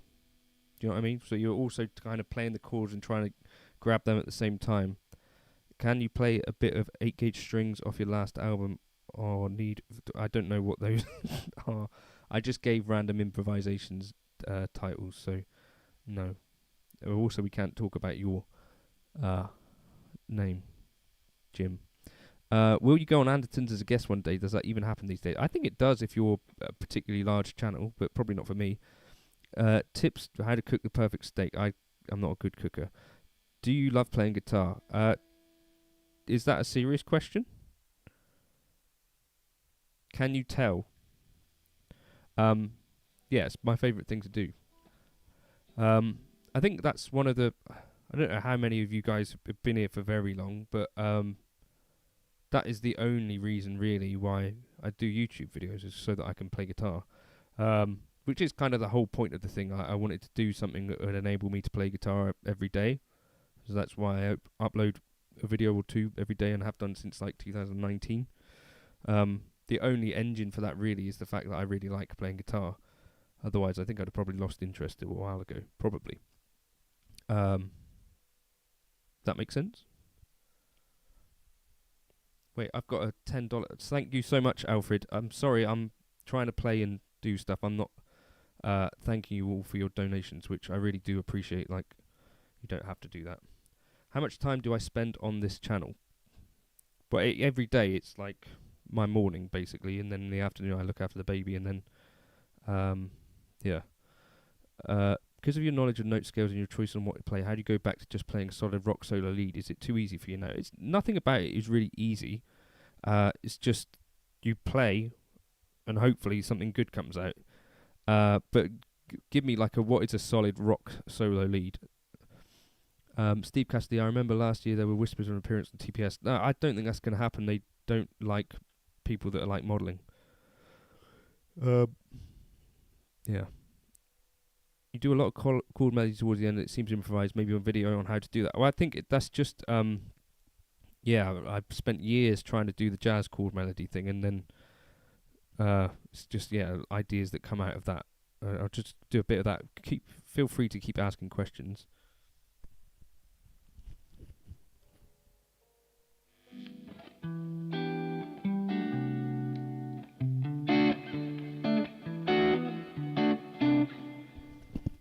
Bjorn, I did have emails from several emails from Josh and from the company, but they don't need to send me a new fuzz, so that's fine.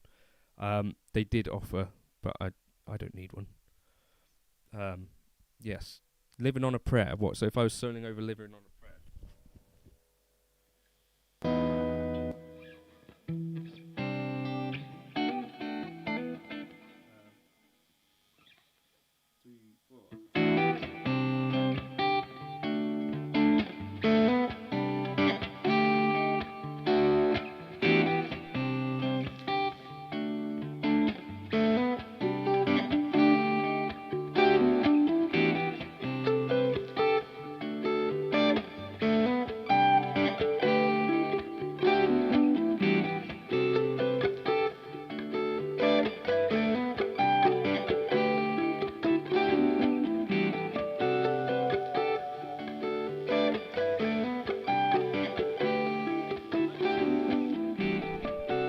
Living on a prayer solo, I think, is great. And yeah, there are loads of great solos. So I think if it is a good solo, I just play it.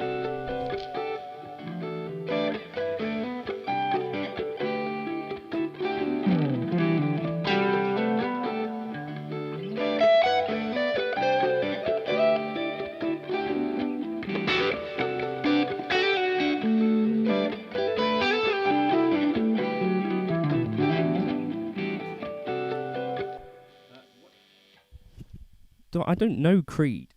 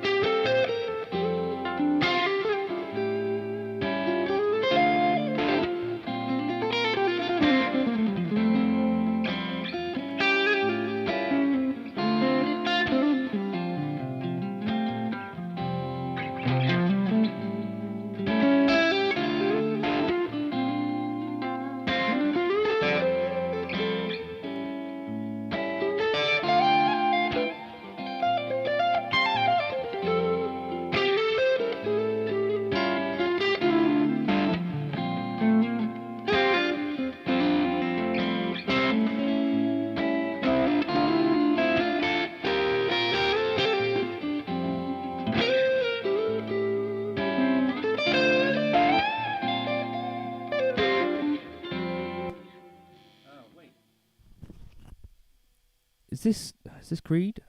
What's the hello, my friend? We meet again. It's been a while. Where should we begin?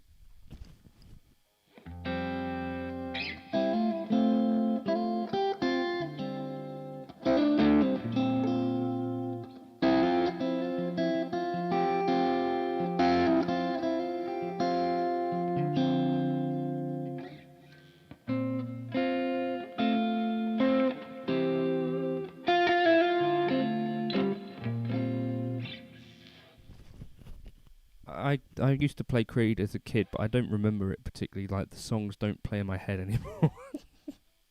That was My Sacrifice. Guitar strap. I use Franklin straps, Mitch. Have we got questions? Oh, Daniel, do you like the produced tracks inside of a DAW? What do you mean, like on the intros of my videos? Yeah, I kind of just have a go at that. How has your guitar made your life better other than making a living? When I had like crap jobs and stuff, guitar would be the thing that I would come home and do. I'd enjoy playing. It's just lots of fun, isn't it? Yeah, I think that's the one thing that can be, like people talk about, like, what you need to learn, all that stuff, which I jokingly kind of do, but it is more important to just enjoy playing the thing and then you do more of it. Hey, Johnny, sorry, when you came on the stream, I didn't have a mic, but I hope you're well, Johnny. Hope you're still enjoying Hawaii and also UK lines. Right, what am I doing? My Sacrifice. Right, if I'm going to play My Sacrifice, whoever's been asking for Creed better like leave a donation or whatever. How can you do such fast triplets? I used to shred a lot, basically.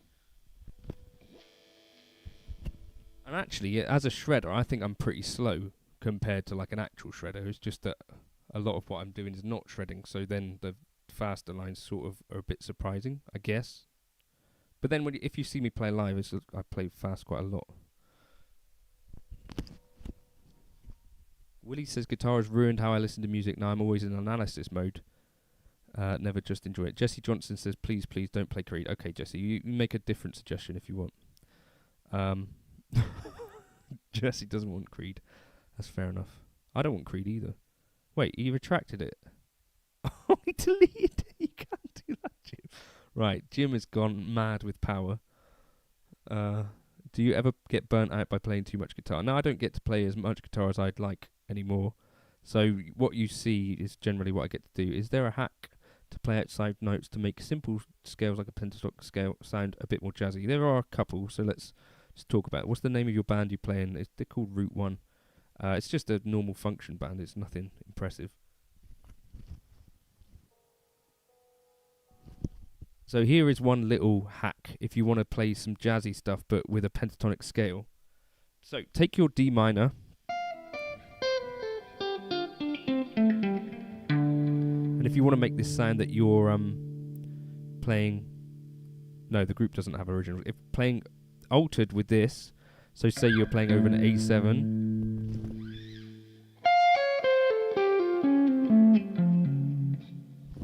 take your D, anytime you see a D in a D minor pentatonic, drop it down to a C sharp and you'll have an altered sound in your modified pentatonic.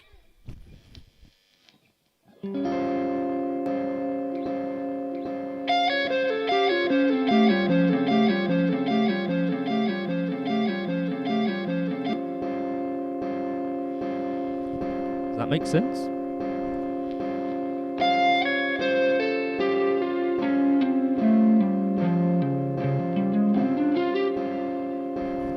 Not like that.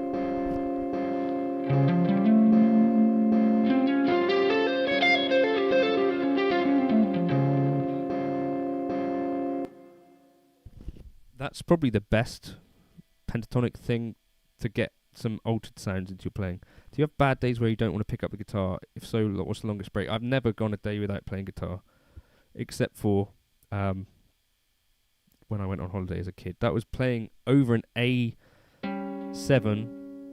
It does sound like a Goonies. Over an A7 altered, but with D.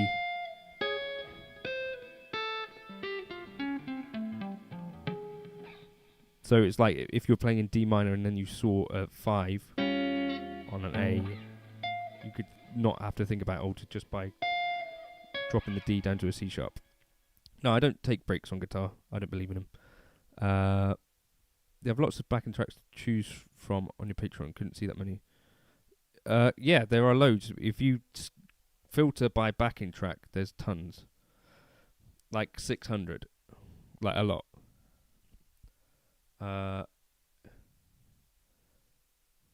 If you always drop the second, does that always happen with every key? I'm not drop the second, drop the root, whatever that is. So if I was playing in D minor and I see there's a 5 chord, then I drop the root. What resources do you recommend for learning theory? I learnt a lot of theory from piano lessons. So there's like, if you do piano grades, you have to do a certain amount of theory. So that's where I got my theory knowledge from. And then sort of the jazz stuff, you just pick up from it. Have I ever listened to players like Tommy Emmanuel? I've seen a few Tommy Emmanuel courses on TrueFire, and they're amazing and really cool. Do I still play piano? I can, but I don't have a piano set up anywhere. Favourite band from the 80s? A Thin Lizzy from the 80s? Probably Thin Lizzy. They were around then, right?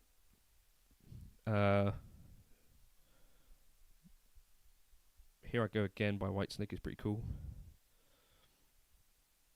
Willie says, I have too many guitars, but none are worth more than 600. This is a thing. Is it worth just having one expensive guitar versus lots of cheap ones? Have you ever thought about doing an Andy Timmons guitar review? I think it would be an interesting video with you playing. I think those look like cool guitars, but I haven't had a chance to get my hands on one. Baby's waking up. Find the bottle.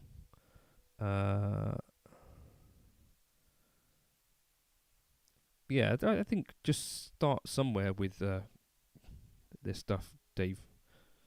Just like find one thing that interests you and then follow it through. I think that's the thing with all these things. Do you think individual guitars can be special? Absolutely.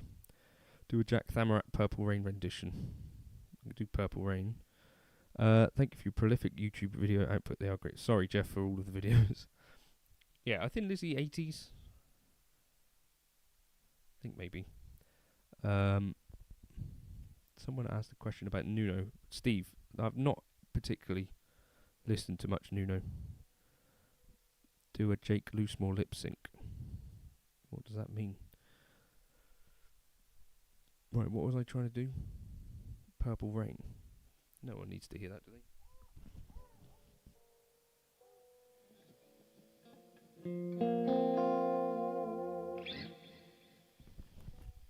Generally, Strats. I'd use some Strats live, like if it's a specific gig, but a telly I find a little bit more stable sometimes. Yeah, definitely. I think, like John says there, one guitar can be special. Like one can suit you more than the other. It's like, this is my favourite of the Springfields. The kid is stirring. I should probably think about stopping this. Do you know if there will be a new Helix this year? I have no idea, Sylvan. And if I did know, I would have an NDA. So, yeah. But I can tell you that I have no idea. Thoughts on Gary Moore? Yeah, amazing player. Have you ever played a Gibson Nighthawk? Nope. Right. I'm going to probably have to go and do some parenting. If anyone wants me to do this again, feel free to use the super chat thing if you want to encourage me to do something like this again.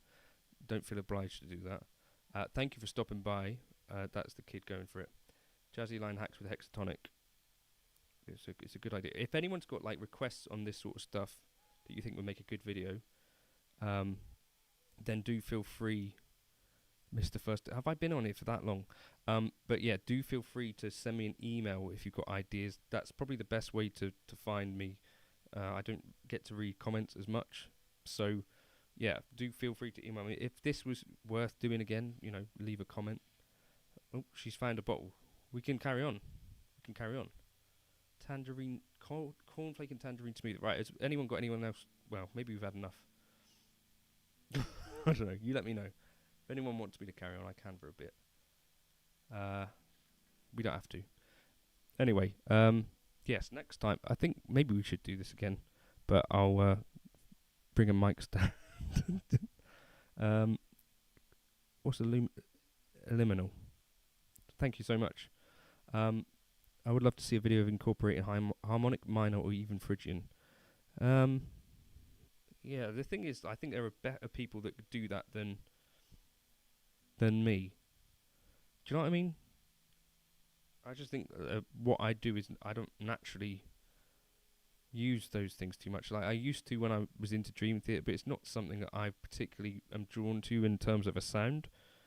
Yeah, it's not JNC doing it because I can't do it very well.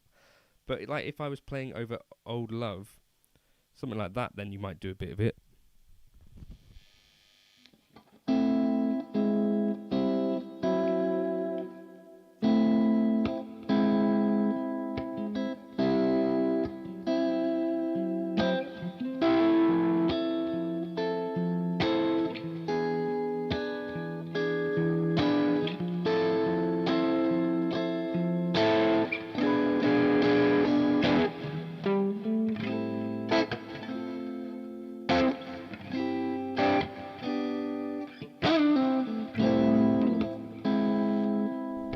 Use this as an example.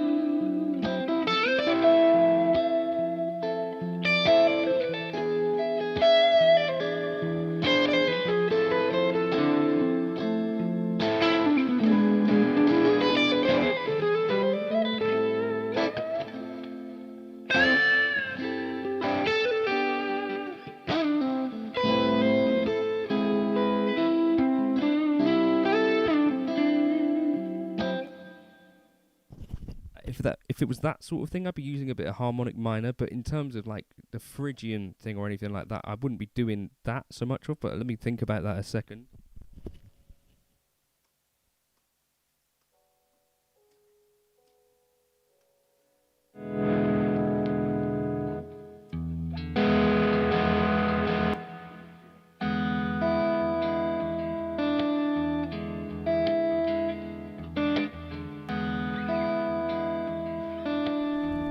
What you mean by like Phrygian thing?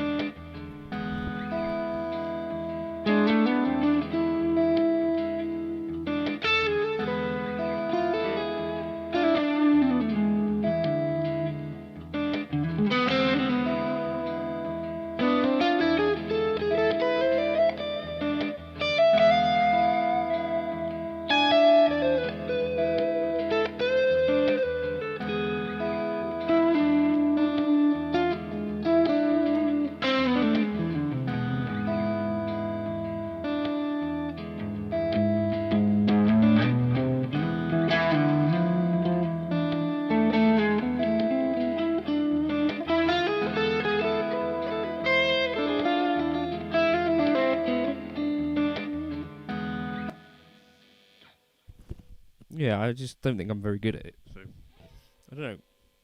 Yeah, normally I would kind of be applying that if it was like a song that had that in the progression, but I'm not something that I think about specifically like around that. Do I review FRFR speakers? Not a ton. I've done like a Fender FR12. I've done like Power Cab demos of those, but not tons. Jeff asked, do I like the Eric Johnson Alien Love Child record? I've not heard it. My favourite Eric Johnson is Venus Isle.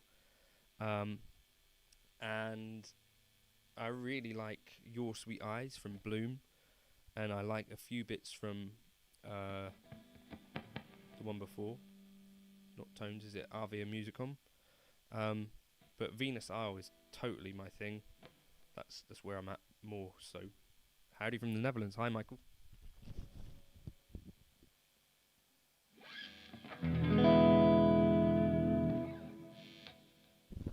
Continue this Phrygian idea, if you're calling this Phrygian, if you're accepting this as Phrygian, maybe.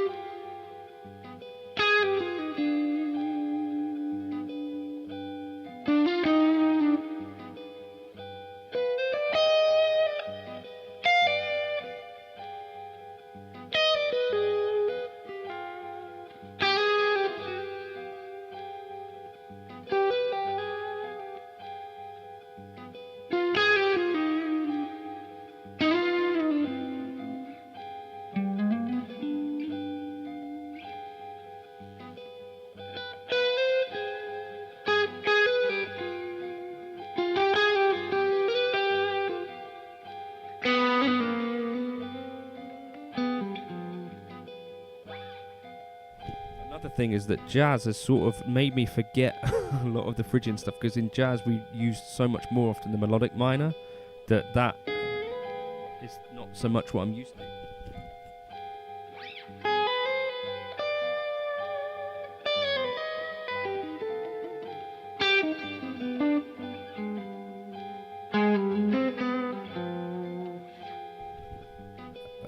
No, I've never tried any Damarzios particularly.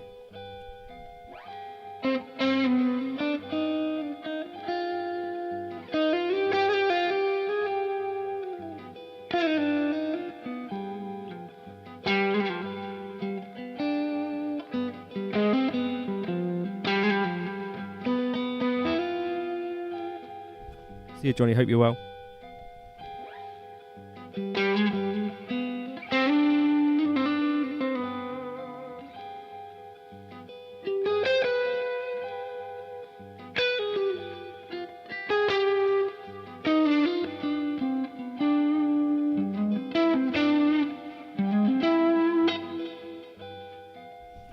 There's that major third. That sounded dope, didn't it? Sorry. Right, any other questions about stuff?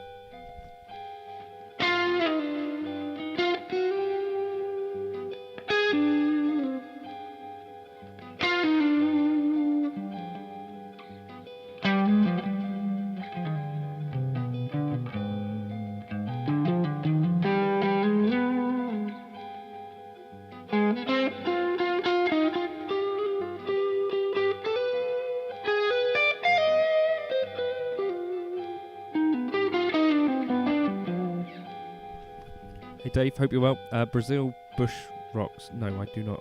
I can imagine steps covering this. Have you listened to Jacob Collier? Yes. Right, let me try this actually. Talking of.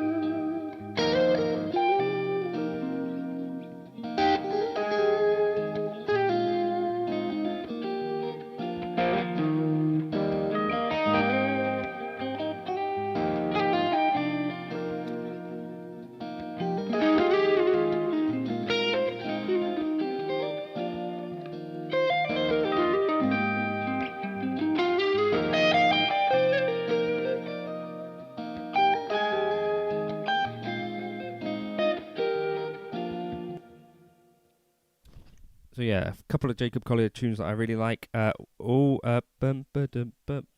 that was Little Blue. I really like what's the word? All I Need. I really like that one. Hideaway. I really like that one. There's a bunch of Jacob Collier stuff that I really like. I really like his version of Danny Boy. Yeah, there's loads of stuff. There's lots of it that I'm not a huge fan of, but lots of it is cool. And his guitarist Ben Jones is an absolute killer. If I could collab with any music groups or musicians, who would it be? That's a good question.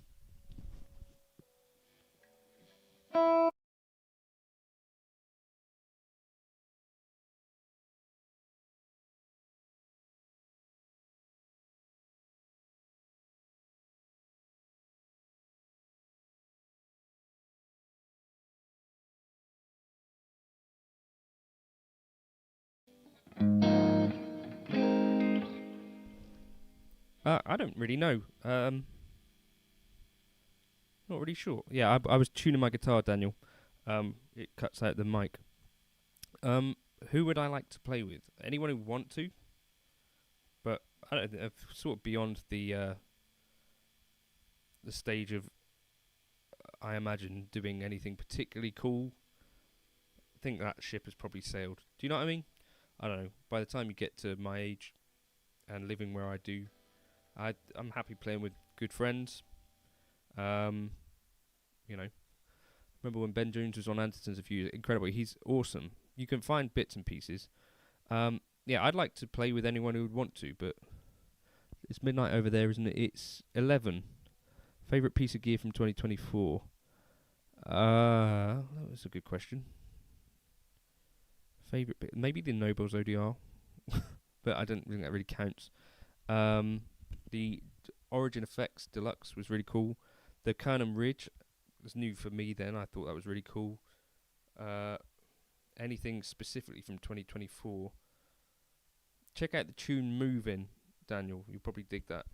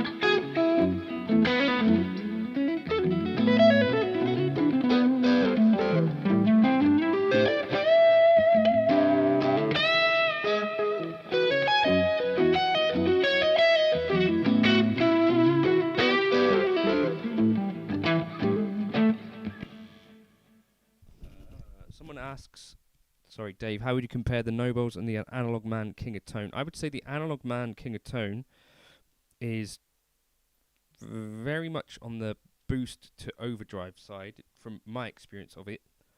The Nobles is a little bit overdrive towards distortion if you start cranking it up. It's like a mixture of soft clipping and hard clipping. I think you get a bit more gain on the Nobles ODR1. Someone correct me in chat if that's totally way off, but that's my feeling. As well as the Nobles being a little bit more tweakable in terms of tone.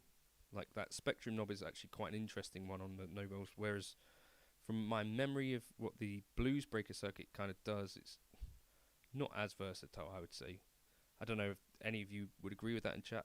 Feel free to share your opinion, but that would be my take on it. Probably. Yeah, Nobles, I think, a bit more gain. If that's anything to go on. And, yeah, maybe a bit more, whatever the word be. I want it to be unique, but end up enjoying a telly with an ODR1 and deluxe reverb like thousands. I think that's a cool thing. It's quite a nice... It works for other people. That's one of the things that I think is quite cool. Like, there are a lot of combinations, but if on most of the records that... If you're listening to that sort of music, country and stuff, if that's what they're using, I think it sounds pretty cool. Yeah. I don't know if any of you feel that way. Has anyone got any questions about anything? Feel free to ask. Should I go to bed? Let me know. If anyone wants to ask a question, use the old super chat. You can feel free, but you don't have to at all. I just got a King of Tone. Definitely has more gain on tap. I even have the high gain on the right side. More gain, slightly more compression. I love them both. Yeah.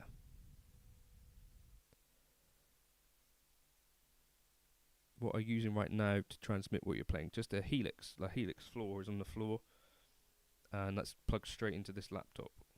Which, if I had a mic stand, would kind of work. I have a Sire S7, and the bridge sticks when I pull up the bar. The springs in the back look loose enough when this happens. Any ideas how to fix this? Stop pulling up the bar. No, I don't. Is that the bridge, or is that a nut problem?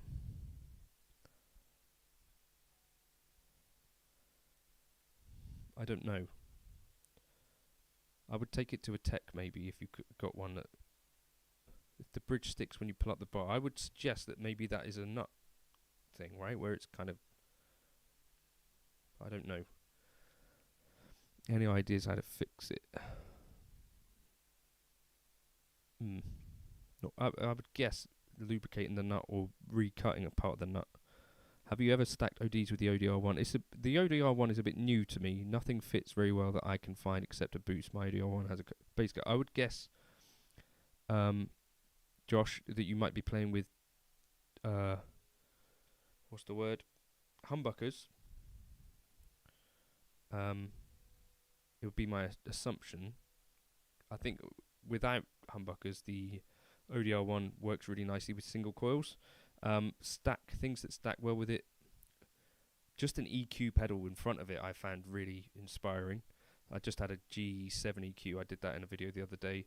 I've not tried stacking too much else with it, although I did a gig where I had the 5-watt World Barber bus drive.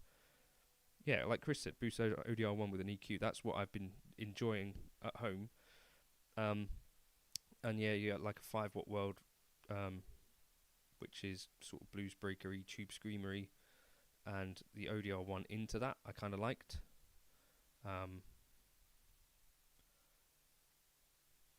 Yeah, but boosting it with an EQ I think is a good, nice starting point. Have you ever tried a Starcaster? I have not, Steve. What for? What would I use one of them for?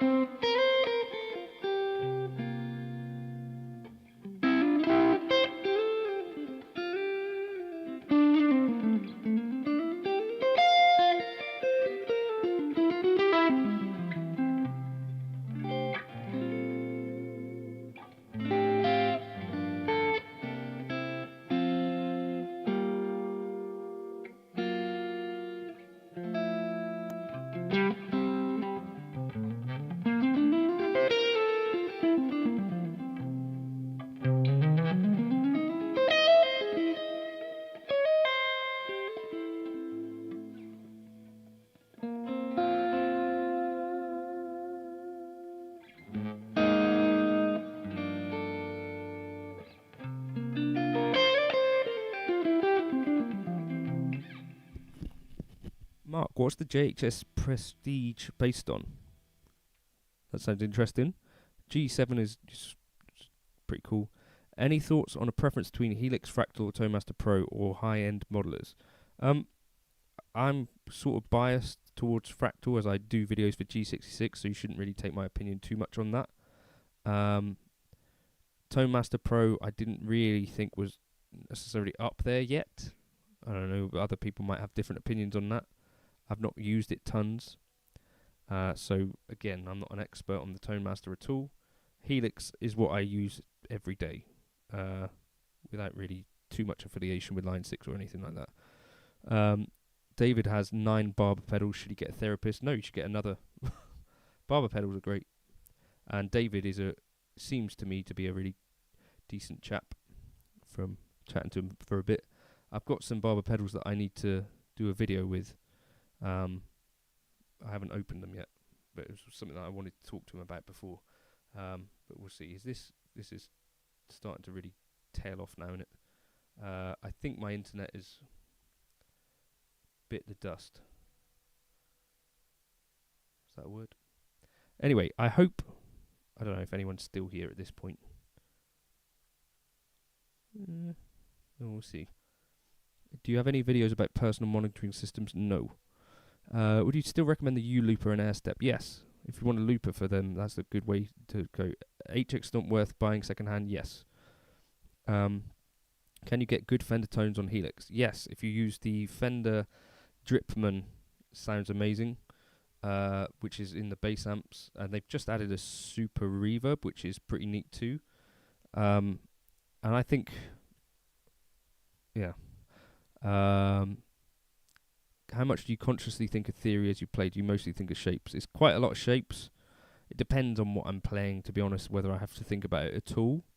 So if I'm playing most of the stuff you see me playing on the channel, that's not much thought going into that. It's kind of just flowing. If I'm playing jazz, I then have to think about things a whole lot more. And then you'll probably hear the difference where it's, yeah, a little bit trickier. Not 100% sure it's based on buffer. 2550 is good for boosting overdrives and pass stuff. It's a pretty nice driver and below 50%. Okay. So a drive pedal of some form maybe. Or maybe a boost. Cool. Sounds cool. But yeah, something fairly transparent in front of an ODR1 is probably a good bet. I think the Greer Lightspeed might not be a bad bet. Something Timmy-ish. What were the first songs you played at a gig? Things like Creed. I grew up playing in church, so church songs, like lots of, not hymns. Our church wasn't particularly hymnish, but like stuff. And then when my brother plays drums, we played in a band called Relic of Decay. We called ourselves. I don't know why. A bit of an odd name for a Christian band. Played things like Creed. Played Paranoid by Black Sabbath on the first gig. Things like that. Thin Lizzy, I used to love playing. That is the kid waking up now. I think I need to fill a bottle up. Is she waking up? What song do you most fear being on the set list? I don't know. Feared songs. Honestly, I don't know. I did Jazz Crimes one time, which is a Joshua Redman tune. That one was a bit of a roast, but that was like way back in the day, like 2015, 2016. That one was a scary one. I'd really like playing the Chicken, Jaco Pastorius. That one I don't particularly get on with hugely well. So if I saw that in a set list, I don't think I'd love that as an idea. I don't really like soloing over, what's the tune? Sweet Home Alabama. Don't love playing over that. I don't really love playing over the end of Summer of '69. Jay asks, do you ever get stage fright? I did stage fright, which is where you get frightened and then you get taken off stage in a bag. I did a few solo gigs, I think, around just before lockdown, where I was doing some of this like looping stuff on a stage. I found that quite scary, like solo jazzy stuff. Cheers, Chris. Thank you for stopping by and leaving a comment.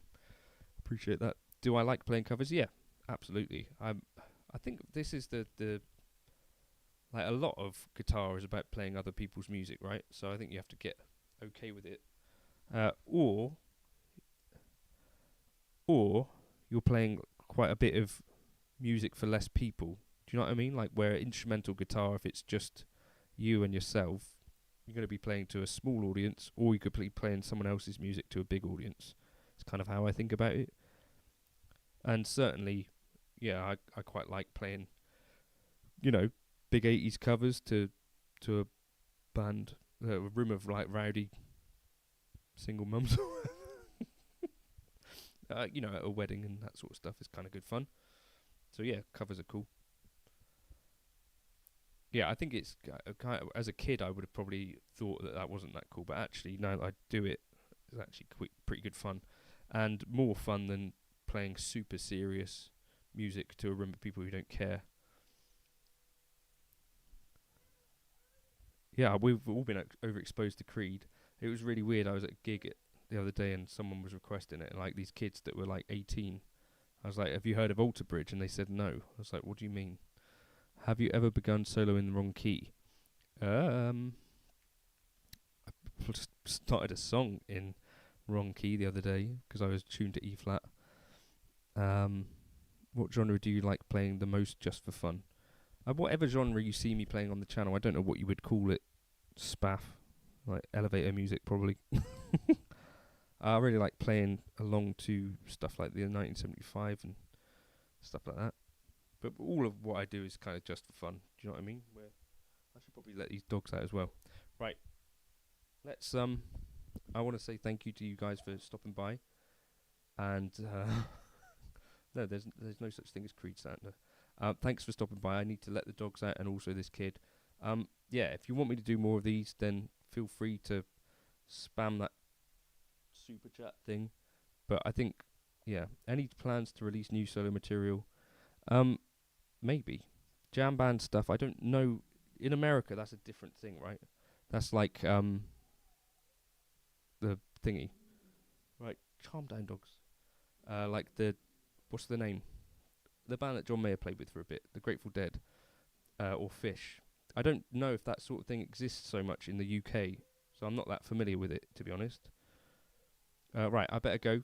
Thank you so much for stopping by, and I will see you on a video soon, probably. Yeah, cheers.